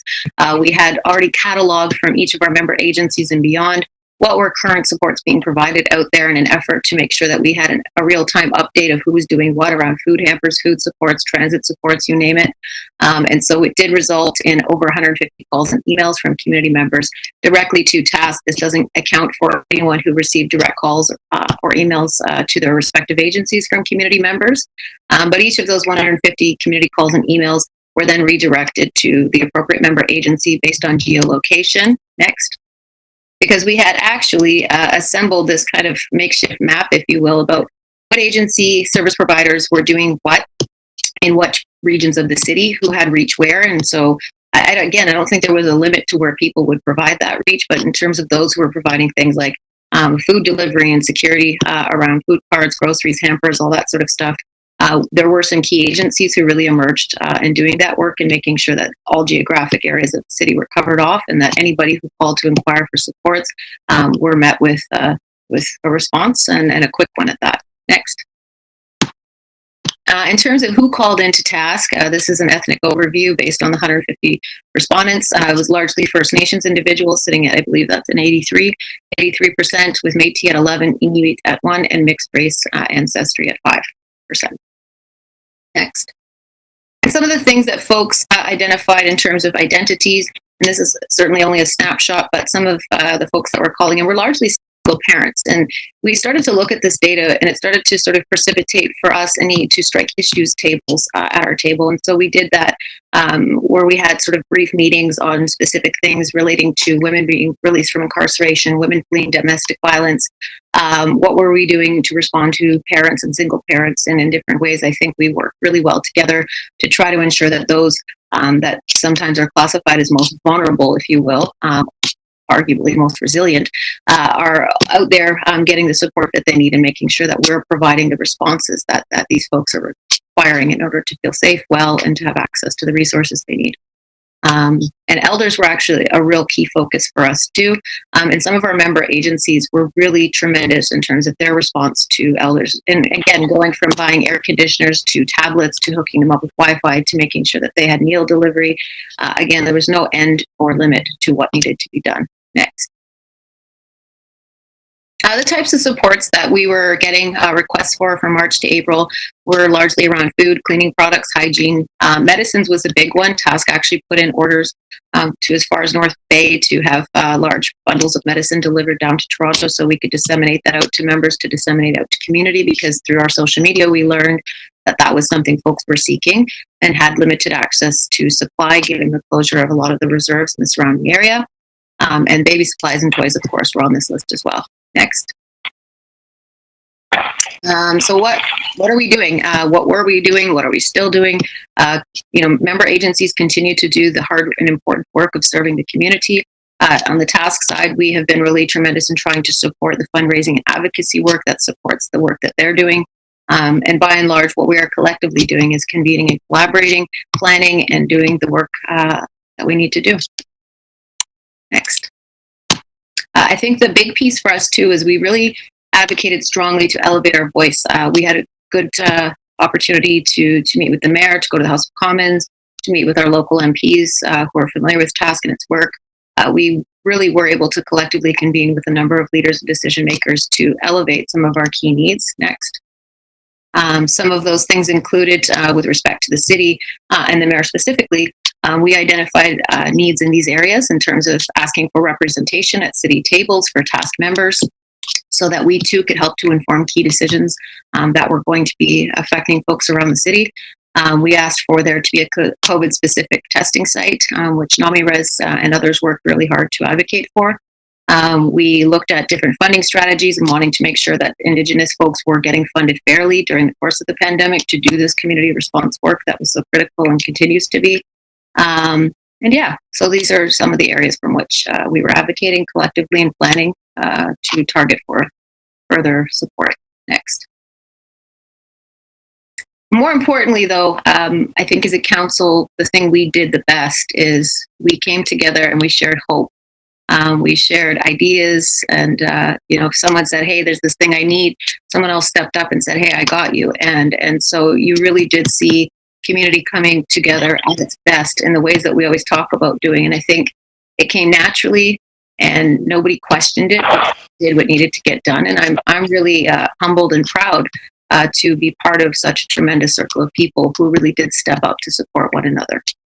And I'm motivated by that, which is what helped us with our fundraising efforts, of course. Next. Next. This is a snapshot of some of the items that we were gathering. It was funny. My son was pushing the cart in the Dollarama. He couldn't even see over top of it. And we were just throwing stuff in there like what kids like. And so better to shop with than an obnoxious 4-year-old who will inform all of the purchasing decision making around this. Yeah, is this kind of stuff. You know, again, it seems small, but, you know, one of those coloring books getting into the hands of a kid whose parents might not be used to having to interact with them so frequently can make a world of difference. It can also, you know, support parents who might not otherwise be able to afford some of these items given tight budget constraints and otherwise. And so all the little things mattered. All the little things became bigger things. And I think what we showed was tremendous love for the community by doing the things that we've done together to date. Next. These are just more images of items. There's a conveyor belt full of baby diapers that went to Native Women's Toronto Inuit. I got a lot of angry stares from the massive lineup I created from behind me while shopping for these items, as I suspect other agency providers went through the same. When we were stockpiling, it's funny because there was a lot of social media flack about people who were stockpiling, but then when we were doing this work, I think there was perhaps a lack of understanding from customers watching about why it was so important, because this wasn't just for one person. This was designed to help many people. Next. Just pictures of the efforts, the meal preps, the Hot Meals Council Fire notably was providing a tremendous amount of food security supports across the city and 2 different member agencies during this time. Next. Keith at Two Spirits, I mean, he opened up his home to create a food bank. I mean, talk about innovation and versatility. I think these are some tremendous examples. On this other image here, you can see on the right, Native Child struck a food hamper program and was, you know, delivering hundreds of food hampers across the city. Everybody was just working really quickly to respond to the needs of community. Next. There's Council Fire doing a drop in Gabriel Dumont. Again, it's showing that unity among our team, among our crew of people coming together to support each other. And so kudos to all of you for sharing those resources and your time and staff and just, yeah, doing all the amazing work you've done and continue to do. Next. Here's some quotes. This is from the Toronto York Region Métis Council. It says, working with task partners in the collective effort to address challenges Indigenous people face is inspiring to TYRMC to explore new paths and to reach and provide assistance to most marginalized Métis. Next. From OHAS, it's a quote that says, I feel that this pandemic has shown the public and governmental agencies the importance of our work as community prevention outreach workers. In light of all of the negativity felt throughout this ongoing pandemic, I hope our government will take corrective measures to prevent inadequate funding for basic necessities and promote efforts to improve the standard of living for their citizens. Very powerful quote. Next. From Native Canadian Centre, the assistance we received is very much appreciated. It is also heartwarming to know the community has thought of our family during this tremendous time. I send many miigwechs to the people who made this happen. Next. This is a really eyesore of a slide. I'm real sorry for that. I'm trying to, in this slide, capture the key highlights and certainly not all of it. There's absolutely no way this presentation could capture all of the many things that each of these member agencies and beyond did to respond to community during this pandemic. I don't actually have a way to even collect all of that information as yet. We're in talks currently about how we might get more detailed and trying to understand what those individual efforts have been to show that collective picture more accurately. But broadly, you know, you look to this, you can see that, you know, folks have been providing supports across the city in different ways. And through different innovations, you know, Amplify, for instance, through their video watch parties, it seems like a small thing, but through Amplify's efforts, artists who otherwise had gigs prior to pandemic who didn't as a result of it, were able to still be employed and to have an income as a result of their efforts. And so there was no shortage from the housing providers to some of the other folks that sit at task about how folks responded when and to who. Next. And again, I started with giving my thanks and acknowledgement to the members of TASK, and I want to finish with giving that same acknowledgement to all of you. I really respect the work that you do, and I know the community does too. Your efforts are not done, and I think we all know that. The work does continue, but Nyawa for what you do, and I look forward to that continued journey with each of you. If we go into the final slide. This is the work ahead for TASK. So it's really now moving into notions of recovery planning and what that looks like for TASK as an organization and how we might support members if they should require it.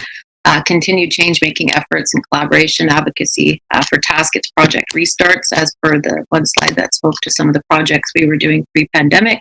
We really look forward to getting those restarted in the fall and finding different ways to ensure that we can continue that important work and maybe doing it differently, perhaps in a virtual format.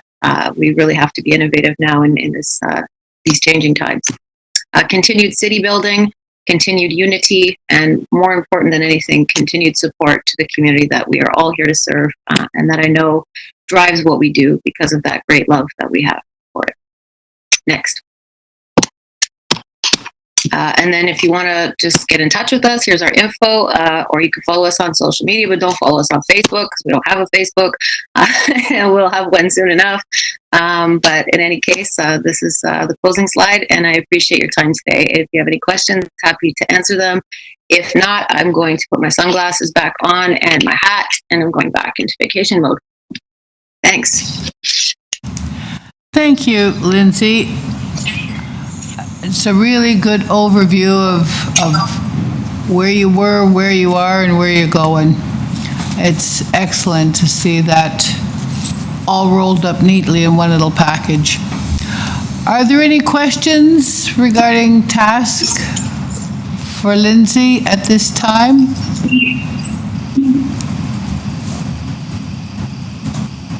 Questions? Ruth? Lindsay, Larry, you're awesome. Lindsay, awesome presentation. Thank you so much. Keep up the good work. Thanks, Larry. Ruth? That's exactly what I wanted to say. I didn't want you to leave without somebody saying thank you for reporting this back to us and sharing what you've done. I know it's really appreciated in community. No, also, are you looking at taking on another student this year? I actually was Sean's professor. And wanting to know, do you need other students? We probably could find you another Indigenous student if you needed. Okay, yeah, if you want to get in touch with me, that'd be great. Awesome. And thank you for doing this work, both to report it, but also for doing it for our community. Nyawa. Thank you. Any other questions, comments? It's Andrea Francis. I also want to echo to Lindsay while she's taking that time from her holidays to say, don't go, Nyawa, go. And what we've seen this and I enjoy seeing this time and time again, is it makes it's a reaffirmation of the work that we do as a TASK confederacy. So I really appreciate that. One of the things that would be really helpful, because I was asking before, was a copy of those hotspots.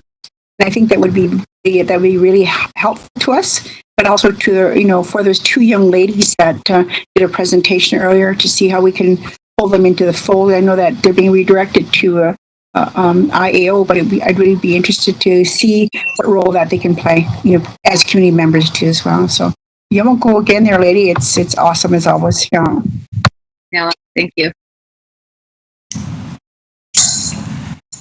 Any further comments? Hearing none, I want to add my thank you to whoever that is behind those sunglasses. This is me waiting to go on vacation. I'm sure. Do I have a motion to accept this item, to receive it? Michael Layton, second. All in favor? Opposed? Carried. Miigwech, thank you all. Have a good rest of your holiday. Yeah. I'd like to turn the microphone over to my co-chair, Jeffrey Schiffer, to introduce the next item. Thank you, Francis. Okay, the next item before us is item AA 5.5, Trauma-Informed Land-Based Response to COVID-19. We are joined by Siobhan McCarthy, the Director of Holistic Services at Native Child and Family Services of Toronto, and Mark Atanasoff, the Director of Quality Assurance and Decolonization at Native Child and Family Services of Toronto. Welcome, the floor is yours. Thank you. I am calling in. I hope you guys can hear me because there's a little bit of a glitch with my video on my computer. So I'm Siobhan McCarthy, and I'm the one on the phone. Mark, you want to go ahead? Unmute, Mark. I believe you're on mute, yeah. Oh, I pulled a Mark Atanasoff. All right. My name is Mark Atanasoff. I'm the Director of Quality Assurance and Decolonization here at Native Child. And we do have a presentation, if that can be brought up. All right, awesome. Okay, so today we'll be talking about how Indigenous families heal from the mental health challenges related to COVID-19. We're utilizing Native Child and Family Services trauma-informed land-based response pilot program, and we started that a month ago. So we'll give you some updates on the work that we're doing here. If you go to the next slide. So we will be looking at why we started this program and why land plays such a pivotal role in this program that we started. We will provide some details around the functioning of the program. We will elaborate on our evidence-based approach and model.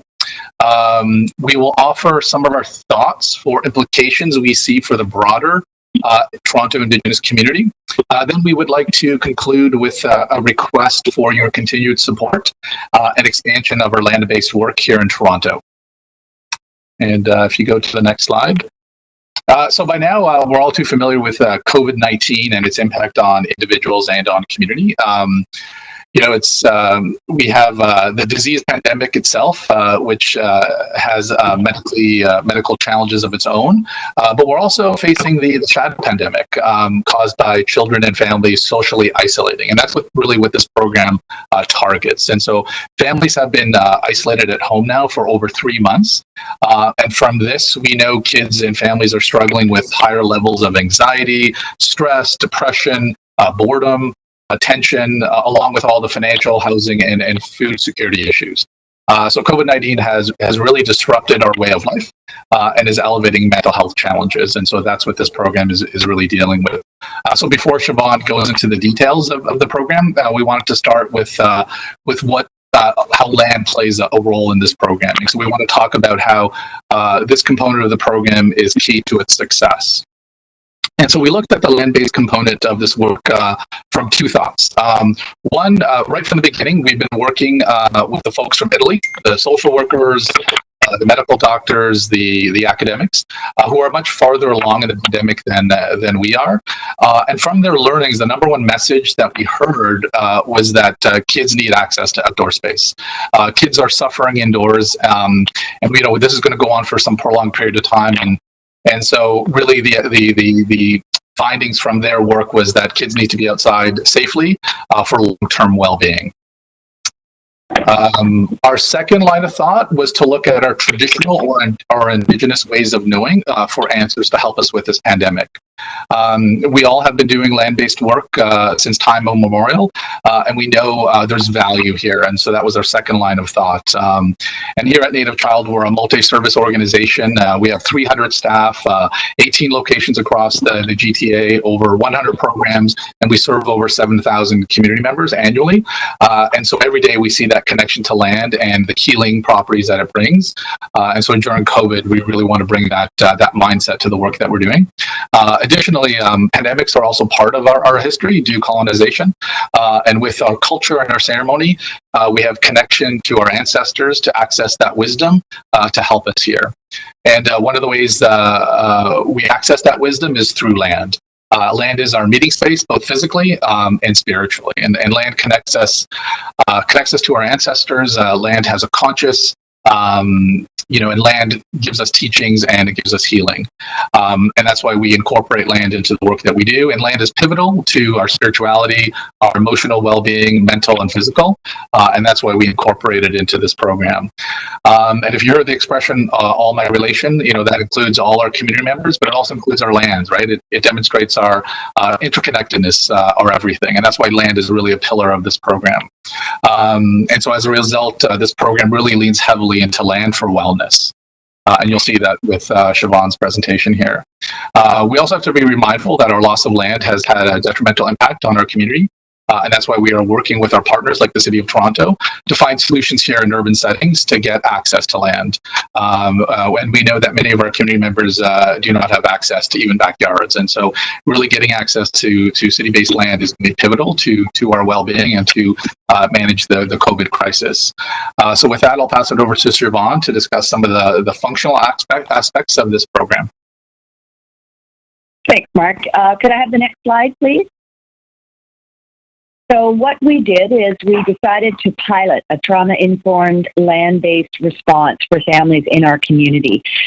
Through our contact with families while we were arranging for hamper delivery or during all of the virtual programming that we pivoted to offer, we were hearing from families that they were struggling with being inside, that their children were understimulated, that they were struggling with emotional challenges for the children, as well as what they were seeing as some depression and isolation. So we worked very hard with the City of Toronto and the Province of Ontario, and we proposed that we offer up a pilot on the land activity.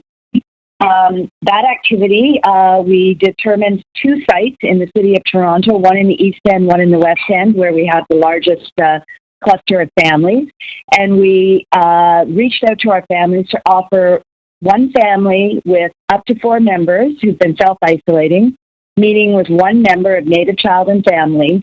We scheduled hour-long slots for the families to come and meet us in the park.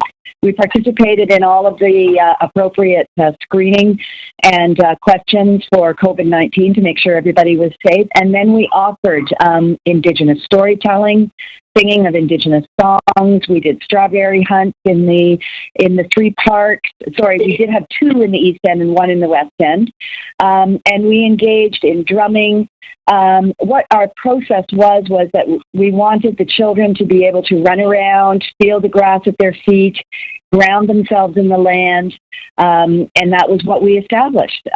We were hoping that we would support the families with the challenges that they were facing with the pandemic, and that was the major key for us. They were stressed, they were anxious. Some of the families were talking about their children having depression, and we thought this was the way to reach out. We also worked in partnership with the University of Toronto and the Hospital for Sick Children to develop a rapid evaluation tool, because it was key to us that we would be able to provide some data on the impact of trauma-informed land-based response to COVID-19. And what we did is, with the support of U of T and the Hospital for Sick Children, we developed a tool that families were able to complete when they arrived at the site. And I'll get you a little bit more detail about that in the slides further on. But if I could ask you to go to the next slide, please.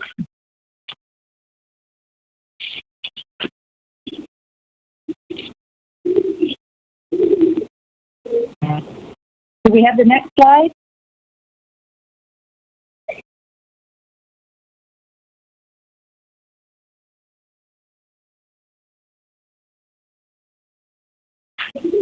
Did you want the picture, Siobhan? I want the next slide. Yes, I'm not seeing it. Okay, if you could go back 1 slide. I think they went 2 slides ahead. There you go. So you have the slide up now is the one with the pictures.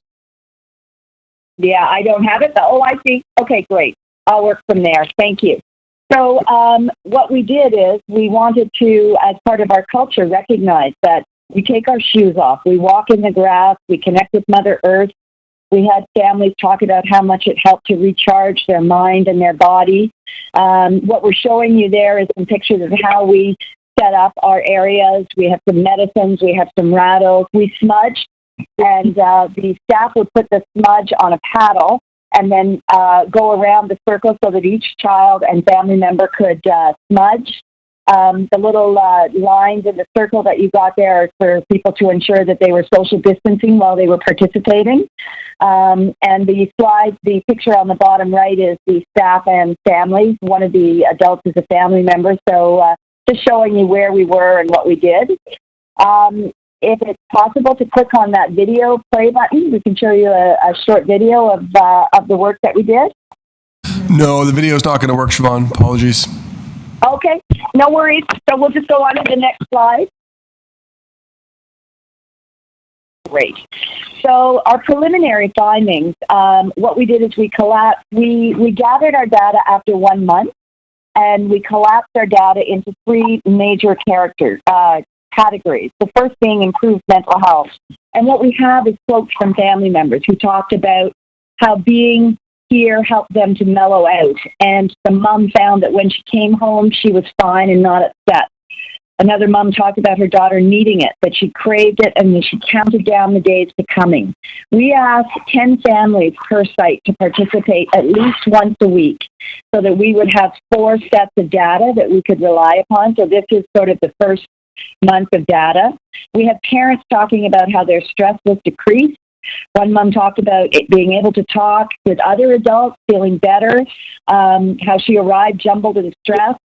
And then she was so relieved when she was there and she didn't have to watch her, that she could allow staff to engage with her child and have a little bit of respite, because one of the challenges for parents in this isolation is there's no respite. They are 24 hours a day, 7 days a week at home with children who are stressed and bored and frustrated. So being able to provide parents even an opportunity to sit back and watch their child play with someone else was a huge decreaser in their stress level. The other thing we know is physical exercise is so good for the spirit and the mind and the emotions. One parent was asked how much physical exercise her child got that day. And she said, look at her. She's been over an hour from start to finish of moving around, jumping around, playing, singing, dancing. Another mom commented on how she got a full 90 minutes today, which they haven't been able to do. We also had another mom who gave us some feedback after we had completed our slide deck. And she was meeting with the staff out in the West End where there's a little creek that runs through the park. And of course, the children have been drawn to the water. So she was commenting on how they were so thrilled to get into the water, to get dirty in the mud, to watch the birds, and how her girls were so anxious to come forward to the on-the-land activities, they would ask to go back. So that's some of the preliminary data that we got. We had no negative data, no criticisms of what we were trying to offer. It was really met with so much positive feedback. It was really quite terrific. If you could go to the next slide, please.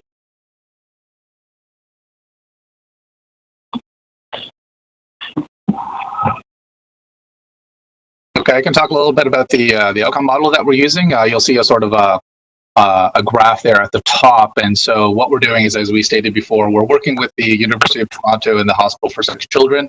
And so we developed this rapid evaluation tool. And so what it does is we and so we have our family selected, and we do the on-the-land work that Siobhan has mentioned. And then what we do is we actually collect outcomes, not necessarily at the park. That's where we collect the data, but we're looking to see how families and children are coping at home, right, after these spells of being on the land. And so the data is going to demonstrate, anxiety levels, relationships, well-being, and physical activity. And so the pattern here is it's a 4-week period where we do the on-the-land work, a week at the home, see how things improved, go back on the land, do the good work there, then assess the home conditions, and hopefully at the end of this we have a really good evidence-based model that sort of demonstrates the impact of being on the land and how that impacts home life, family life, relationships. And so far, what's indicated after the first couple of weeks here is that it seems to be very successful. But we'll actually have the data, and we can share that with our partners, with our community, and hopefully this really changes the narrative of the work that we're doing. If you go to the next slide. One of the things that we believe is key is we feel that is important that we highlight the success of our land-based initiatives, not just with our community, but with the broader community.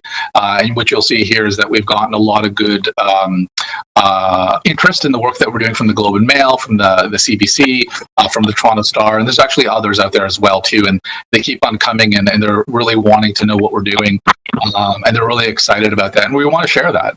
So it's important to further the dialogue and create momentum and support around reconciliation and really support the work that we're doing. And so, we want to create good relations with everybody. We want to bring awareness, and with that, hopefully resources and a change of heart into the community to how we respond to healing and wellness, and how it's different than different sectors. And so we really want to bring that highlight. And we know the IAO is working with us on this. And so the more we can get people involved, I think the better momentum and energy that we'll create, and it'll have the good results that we're looking for with the resources to back it. So this is what we're doing here in the press and with our partners, is really getting that word out. If you go to the next slide.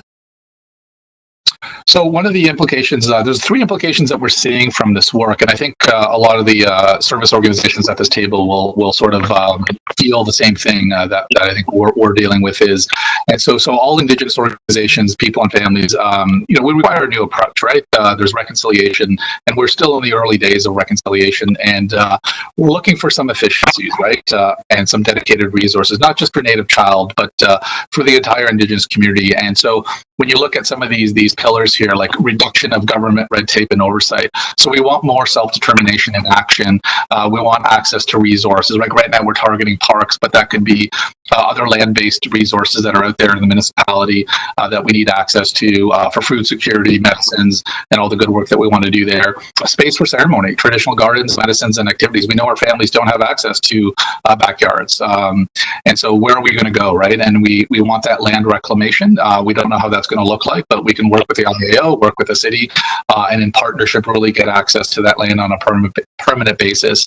The last one is permanent structures in parks, supporting a sense of place and identity. That's important for us in terms of our culture. We're in an urban setting. It makes it very difficult. Land is very expensive in Toronto. But having some type of place and identity that we can recognize that maybe it's close to our service organizations, close to our community, get people out, reduce those barriers, and really create those opportunities is what we're looking for. And what we're thinking is that these 3 implications just don't affect Native Child, but they affect everybody here at Task and the whole Indigenous organizations and communities. And so if we can really work with the city, we think that we can reduce some barriers, increase some efficiencies, get some resources, and really do that land reclamation, self-determination, and really create that place of identity for ourselves here in an urban setting. And I'll throw it back over to Siobhan for our final request. Thank you, Mark. If I can have the next slide. So one of the things that we're here for, other than to share the work that we've been doing, is also to make a request for support and expansion. And we would like to ask for a statement of support for Native Child and Families' continued operations in the park. So we had a commitment, we had an ask for 1 month. We would like to continue to offer this on-the-land activity for families with children 0 to 6, and we would also like to potentially add another location for the downtown core near the Dundas Junior Public School, where there's a large concentration of Indigenous families. As well, we would like to offer our day camps outside. We have developed virtual summer camp, which is such a strange concept for many of us who've been in camp, but we have developed virtual camps where families can go out into the community with the benefit of a device where they can have walk through prompts for a nature walk, or they can engage in activities in the community through virtual provision of coaching, etc. But we would like to be able to supplement that with face-to-face day camp that we would like to run Mondays, Wednesdays, and Fridays for the different age groups. As the slide indicates, Mondays are 6 to 9-year-olds, Wednesdays are 10 to 12-year-olds, and Fridays are for our teens, 13 to 16-year-olds. We would have an elder opening, smudging ceremony, a teaching circle, and then a range of culturally specific activities, and most importantly, physical activities for children and youth, and we want them to be on the land because we know how important that is. We would also like to bring forward an action item to collectively continue the conversation supporting access to municipal land.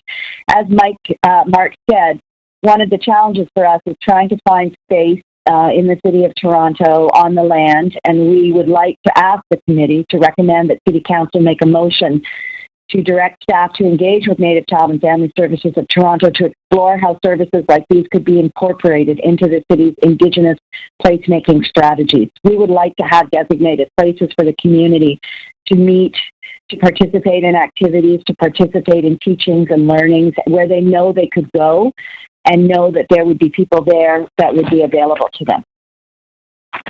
And that is the end of our presentation. The last slide just offers Chi Miigwech. Thank you for your time and for your attention. Thank you. Thank you very much, Mark and Siobhan. I would now like to open the floor to questions from the committee.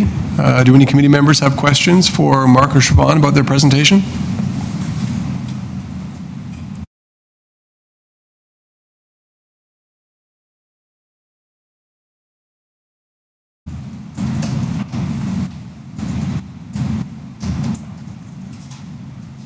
No questions or comments? I always have. Francis, go ahead.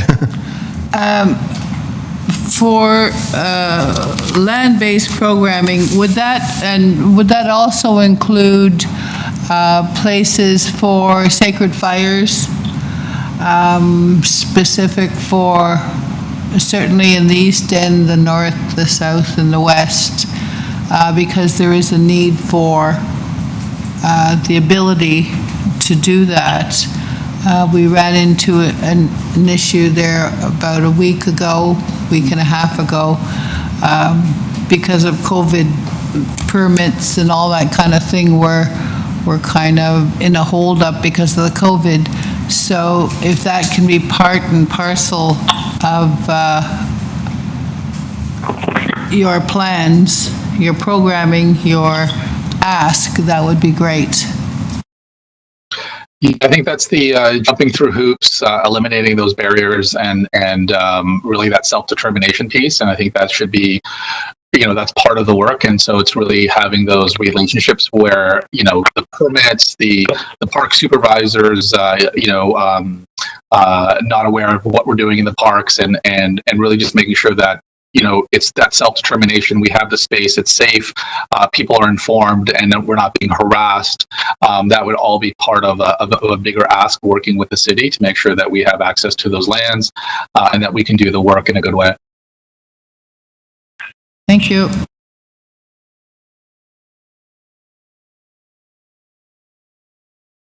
Any other comments?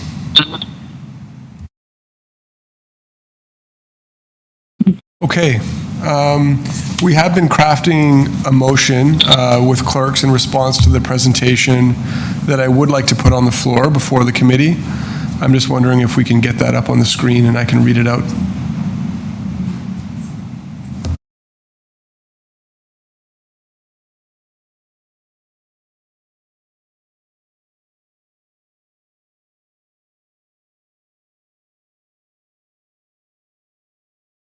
Yeah, it'll just be 1 minute, folks.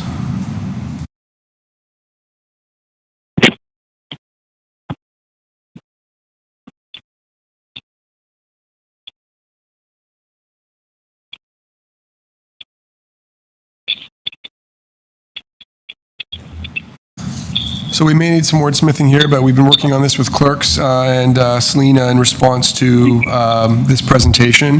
That the Aboriginal Affairs Advisory Committee recommends that City Council request the Director, Indigenous Affairs Office, in consultation with relevant city staff and divisions, to engage with Native Child and Family Services of Toronto to explore how the land-based programs in the presentation from Siobhan, Director Holistic Services, Native Child and Family Services, and Mark, Director Quality Assurance and Decolonization, Native Child and Family Services of Toronto, can be incorporated into the City of Toronto's Indigenous placemaking strategy. So really a commentary for some engagement with Native Child and perhaps other organizations like ours to think about how we can work with the city around the Toronto Indigenous placemaking strategy to create more spaces like this for Indigenous children and families in Toronto. So I'd just like to put that on the floor for questions and comments.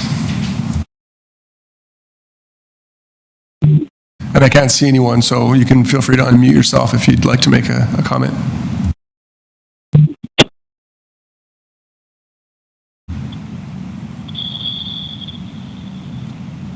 Tanya, was that a scratch or a comment? It was a scratch, but I'll comment anyhow. I think that this is it's a great initiative, and certainly something that I think is really important and critical during this time and any time for that matter. Thank you. I see some nodding heads. Any other? Okay. Brian, is that a point? Yeah, I'll jump in there as well. I like that Tanya had mentioned at any time as well, because this is so important, and it's always so important to Indigenous communities. You know, there's a reason that in Inuktitut the word for land is Nuna, and of our regions you have Nunavut, Nunatiavut, Nunavik. It's integral to everything that we do. So it's great to see this effort being made to make it a more strategic and functional area of cooperation with the city, because we can't downplay its importance, and this space is not always available to us. Thank you. Okay. Francis, did you have a question? Yeah, I have a question. The Indigenous Placemaking Committee is made up of whom? There is no committee. Go ahead, Selena. Yeah, the Indigenous Placemaking Circle is something that we hope to establish in the next couple of months, but right now there isn't. There used to be an external body separate from the city that was an Indigenous Placemaking Council. That has disbanded, and in its absence, the city, through the Indigenous Affairs Office, is looking to create something that can support the work. Lots of different voices involved to provide advice and guidance.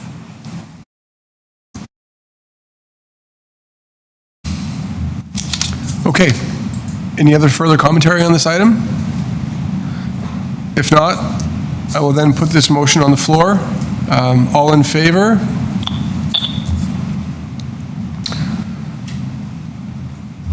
Okay, thank you. Any opposed? Seeing none, the motion carries. Thank you.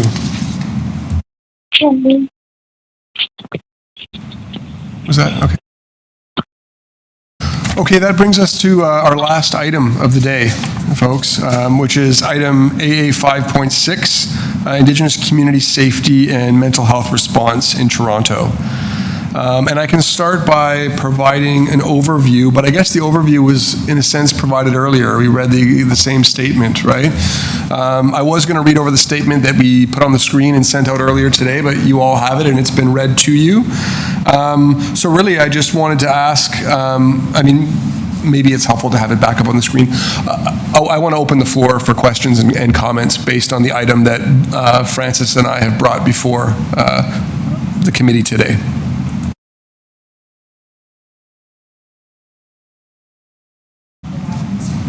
Sure. Why don't you put it back on the screen? Maybe I'll just say a few introductory words to get us moving, because we've covered a lot of ground since then. Really, this arose through conversation with Francis and I, just recognizing that there's a lot of political will right now and a lot of public dialogue about finding community responses to public safety and mental health. We believe that there is an opportunity for us as a committee to talk about how we might collectively do that work. And we were interested in bringing this to the circle today to ask how other members feel about this. Is this something that you're also interested in, concerned about?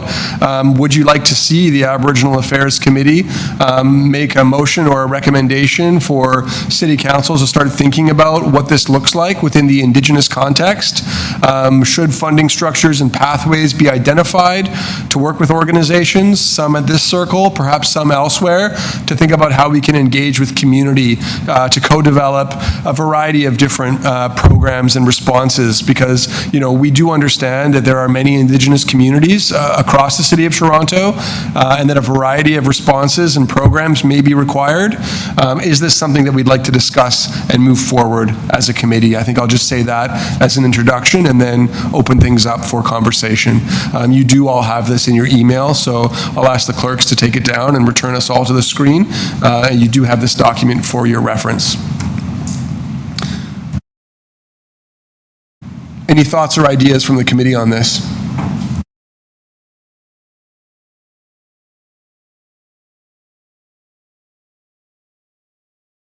You think it's a good idea or not?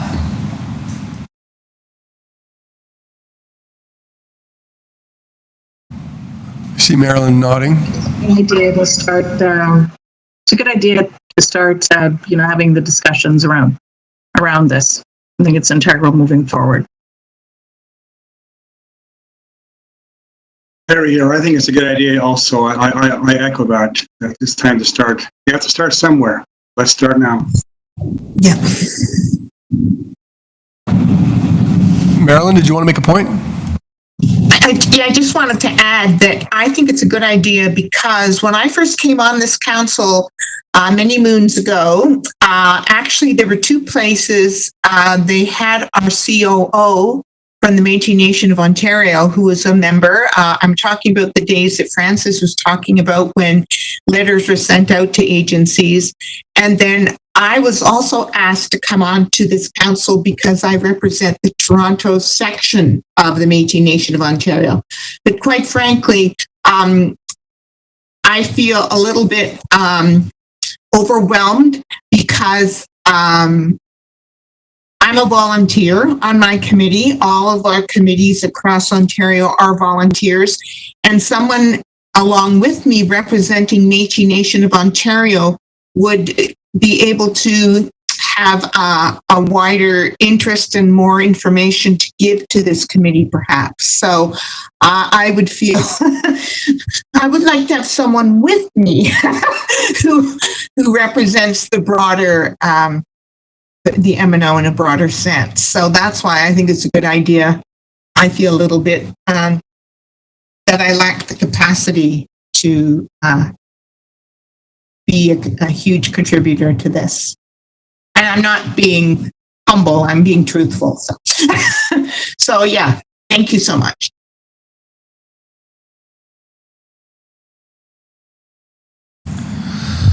So I guess the question is, do we want more space for discussion on this? Do we want a motion on this? Recommending that council take some action on this? Are we recommending the Indigenous Affairs Office move this work forward? Do people in the committee have particular suggestions about a pathway forward?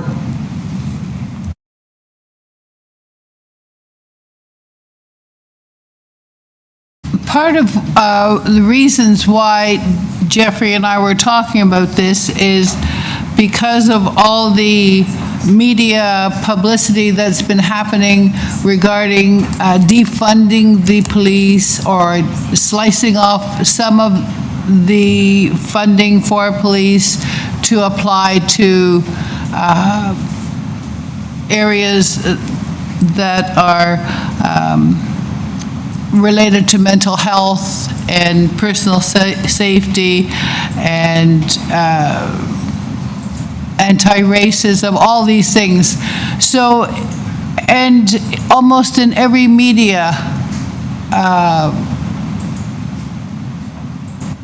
presentation, there's something about Black Lives Matter and Indigenous as well.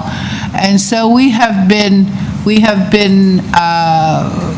part and parcel of all the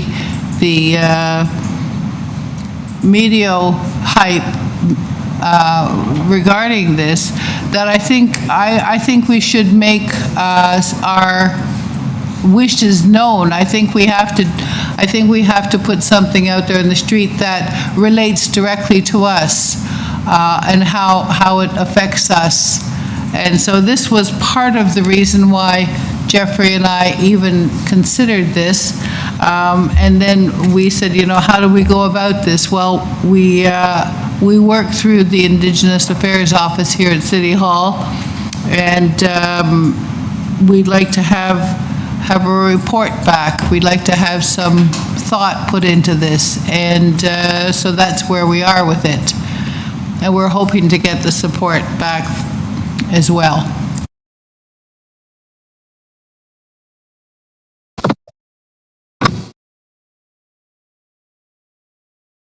This is Andrea. I wanted to give it some thought, and I'm going to reflect back on it was last year when the province of Ontario predetermined that the city of Toronto should have 13, well, I should say 20 some odd awards instead of the 44. I think about the impact of decisions that are made without some full thought to it. And I don't want to play the part of the province predetermining, going to court, going through other. I think we need to have some discussions.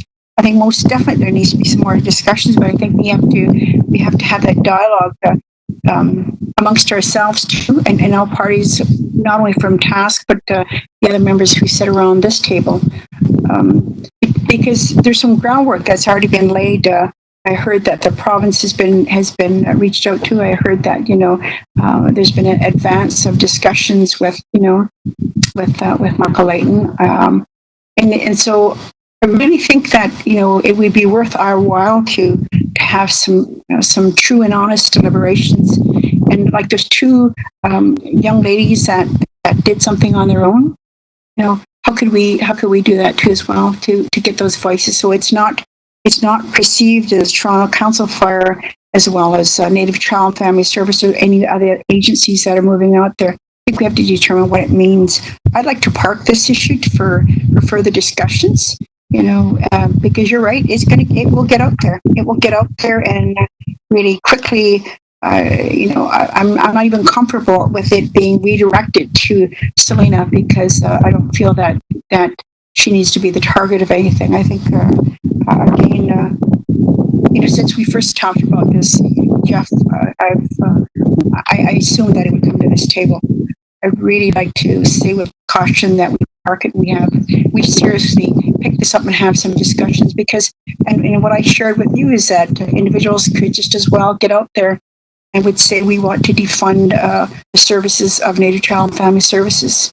We want to defund and abolish, the services of Toronto Council Fire.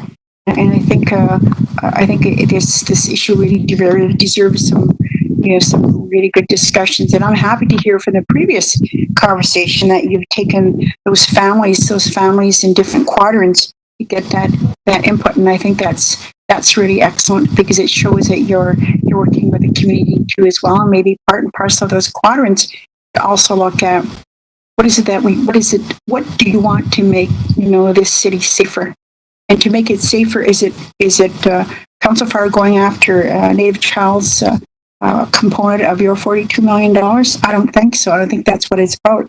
I think it's how do we look at our mandates and what we were established to do, and to make sure that that's something that we do we take seriously and move forward. So I'm not looking to jump into anything really fast until we have those discussions. So those are my comments, and I'm recommending that we park it, but we need to really have some earnest discussions on it, earnest and honest and for our community, so those are my comments, Your Uncle.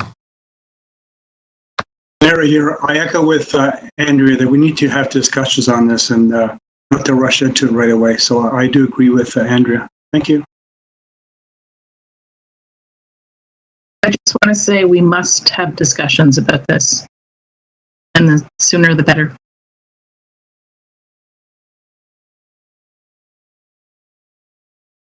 I agree with Andrea and Larry and Tanya. I agree with further discussion.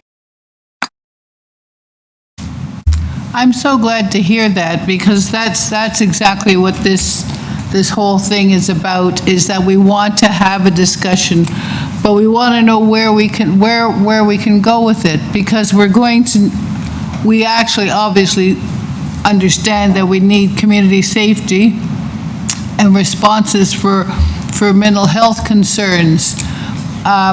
We're not putting any solutions forward that we're going to do this, or we should do this, or we should do that. We're looking at what our options are. How can we provide better community service? How can we provide community safety? How can we provide mental health support when people are in crisis? And so that's what this is about. It's not about defunding anything. It's not about taking money from anything.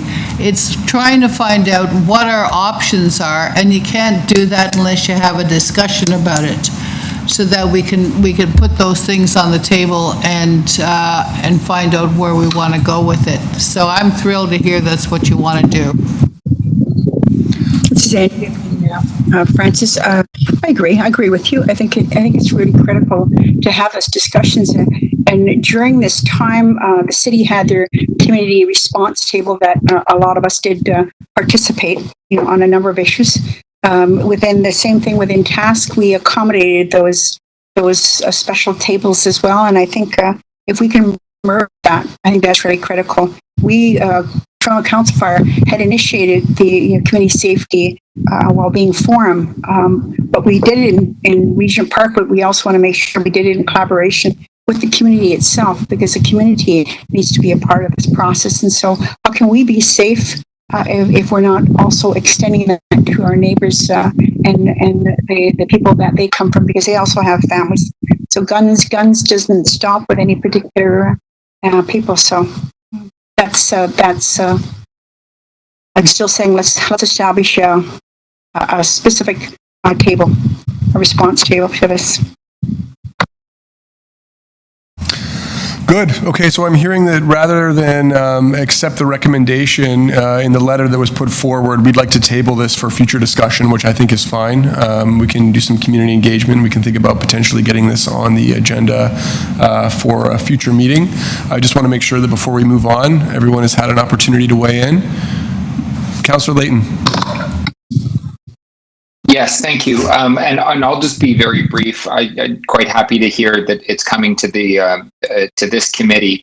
I will the debate at City Council, I guess, last week.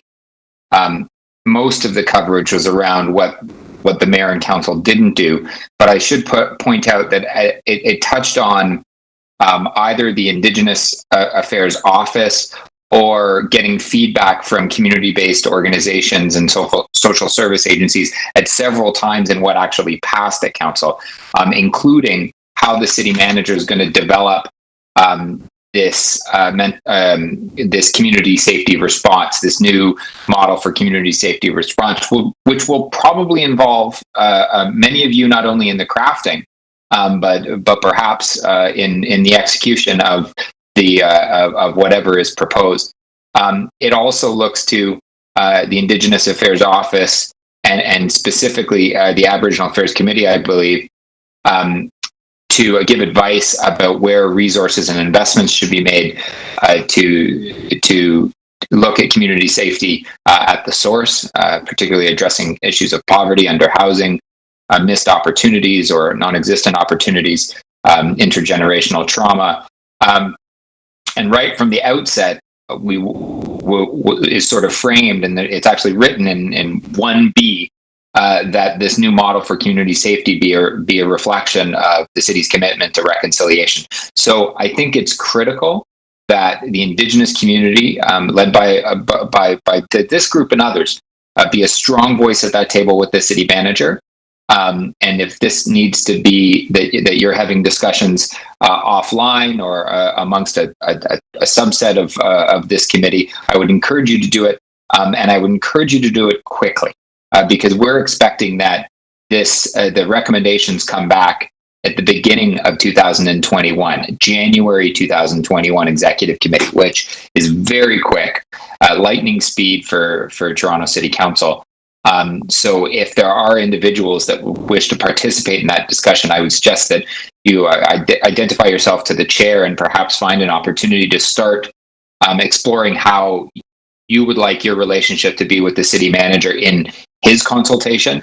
And then we can help, I can help, as well as the chairs, the co-chairs can help us sort that through Selena to ensure that the voice is loud and clear from the Indigenous community, because really the motion was not only focusing on the anti-Black racism, but also the anti-Indigenous racism and the violence that was being perpetrated across Canada against Indigenous people. And so I would urge you that while I think discussion is good, there is a sort of a time commitment that Council has made to bringing back some recommendations.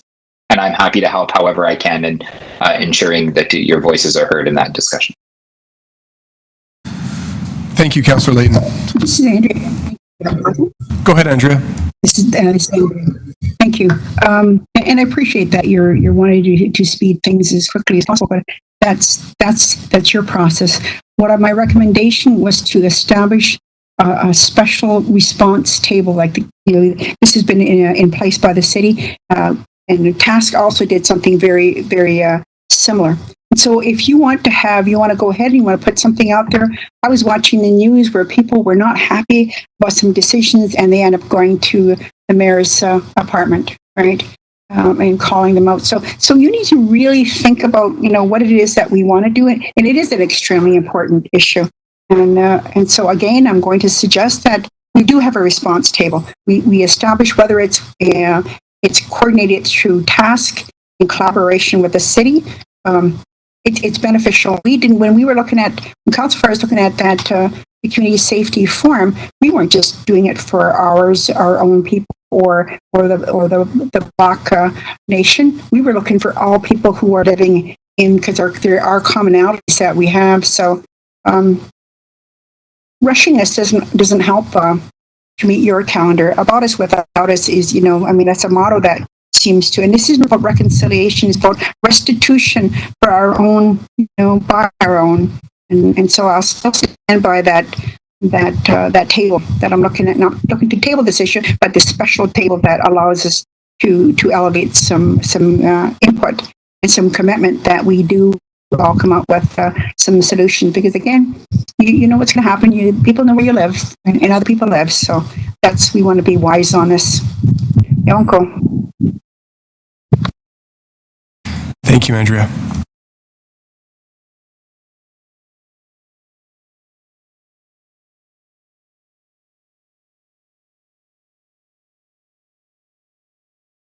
We're still here. There's a little conversation going on. Sorry, we're still here. I think one moment while I confer with the clerks, please.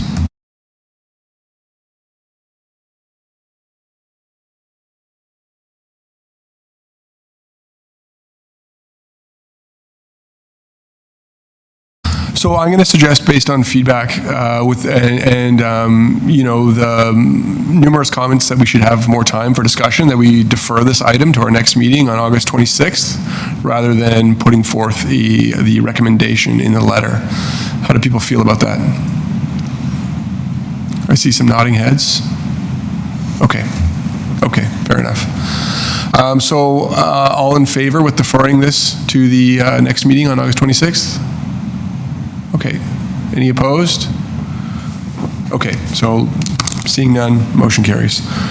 Okay. So that brings us near completion. I think what I'd like to do now is move a motion to excuse the absence of members who are not in attendance for today's meeting. I'd just like to ask clerks if they have that motion prepared, and if so, if it could be thrown up on the screen. One moment, folks. Okay, we'll have that for you in just a moment, folks.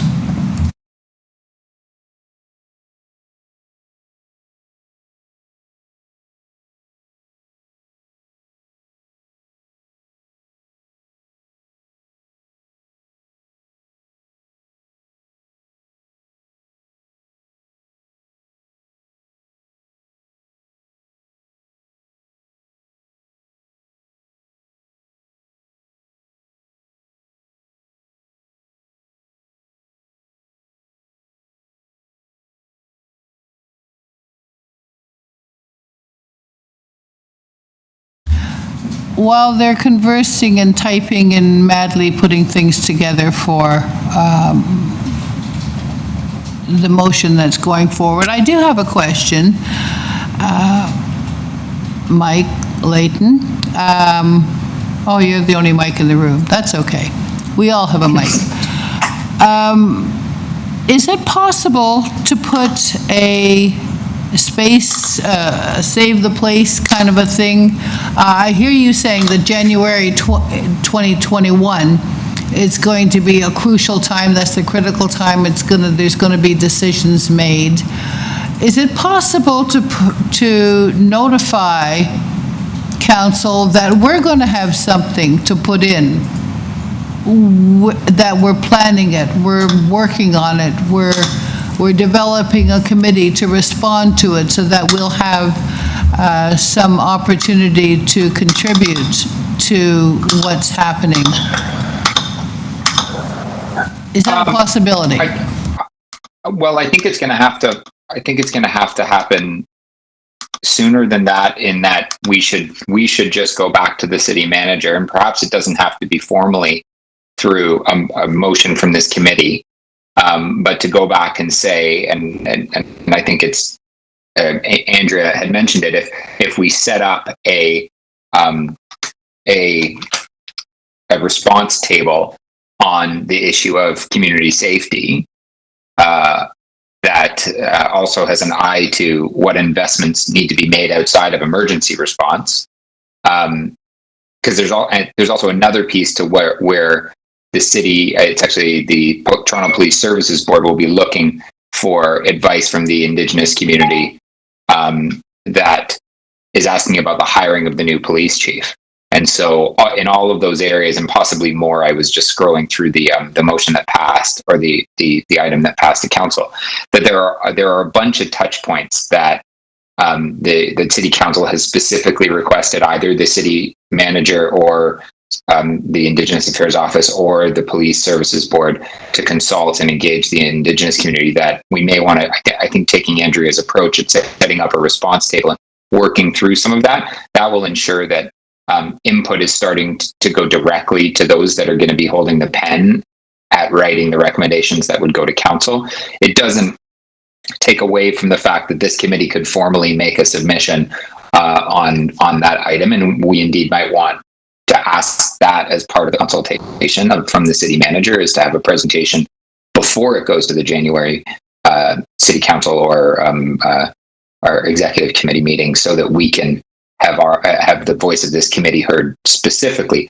But leading up to that point, I think it's important to figure out how we can initiate a dialogue with the city manager's office in an effective way.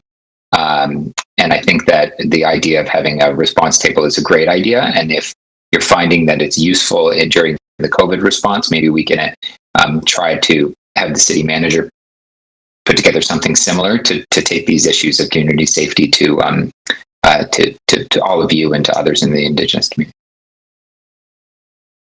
Thank you.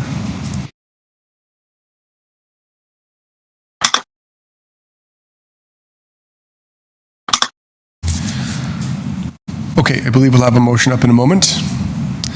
That the Aboriginal Affairs Advisory Committee excuse the absence of Shadrach Gobert, Pamela Hart, Regina Hart, Nancy Martin, Blanche Miyawasi, and Angus Palmer on July 7th, 2020 at the Aboriginal Affairs Committee meeting.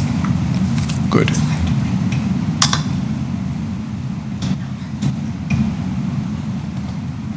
We just need to pull that back down so that I can see people's faces for the vote.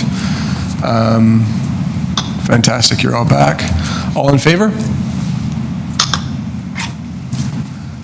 Any opposed? Seeing none, the motion carries. Thank you very much, folks. Okay, that takes us to the close of our meeting. We now have a closing invocation by Steve Teakins. Steve, I'd like to turn things over to you. Miigwech. Okay. All right. Bonjour, Josh Koje Shiwang Nabe Manadona Nen is no call for Shido dem in the dunch. Miigwech Gijimido, Inegego, Gimisiong, Minwa, Not Goding, Gijigat, Gijis Ge Binabad, Miigwech Gimisiong. Iwis Bamadsuin, Widok Shwang, Namayang, Gibak Bamosiang, Aho, Miigwech, Miigwech, Miigwech, Miigwech. What I said was, thank you to the Creator for everything you have given us, for this beautiful day, for the sun that looks down on us, and for this beautiful life. And then I said, help us pray in a good way to always be grateful and to walk in balance with all things great and small. And I said, thank you. So with that, I wish you all a wonderful day. Miigwech, thank you, Steve. Thank you. That concludes our business for today. Our meeting is now adjourned. Guys, take care and enjoy this heat. Bye, everyone. Bye. Be well. Take care, everyone. Bye, everyone. Bye, everyone.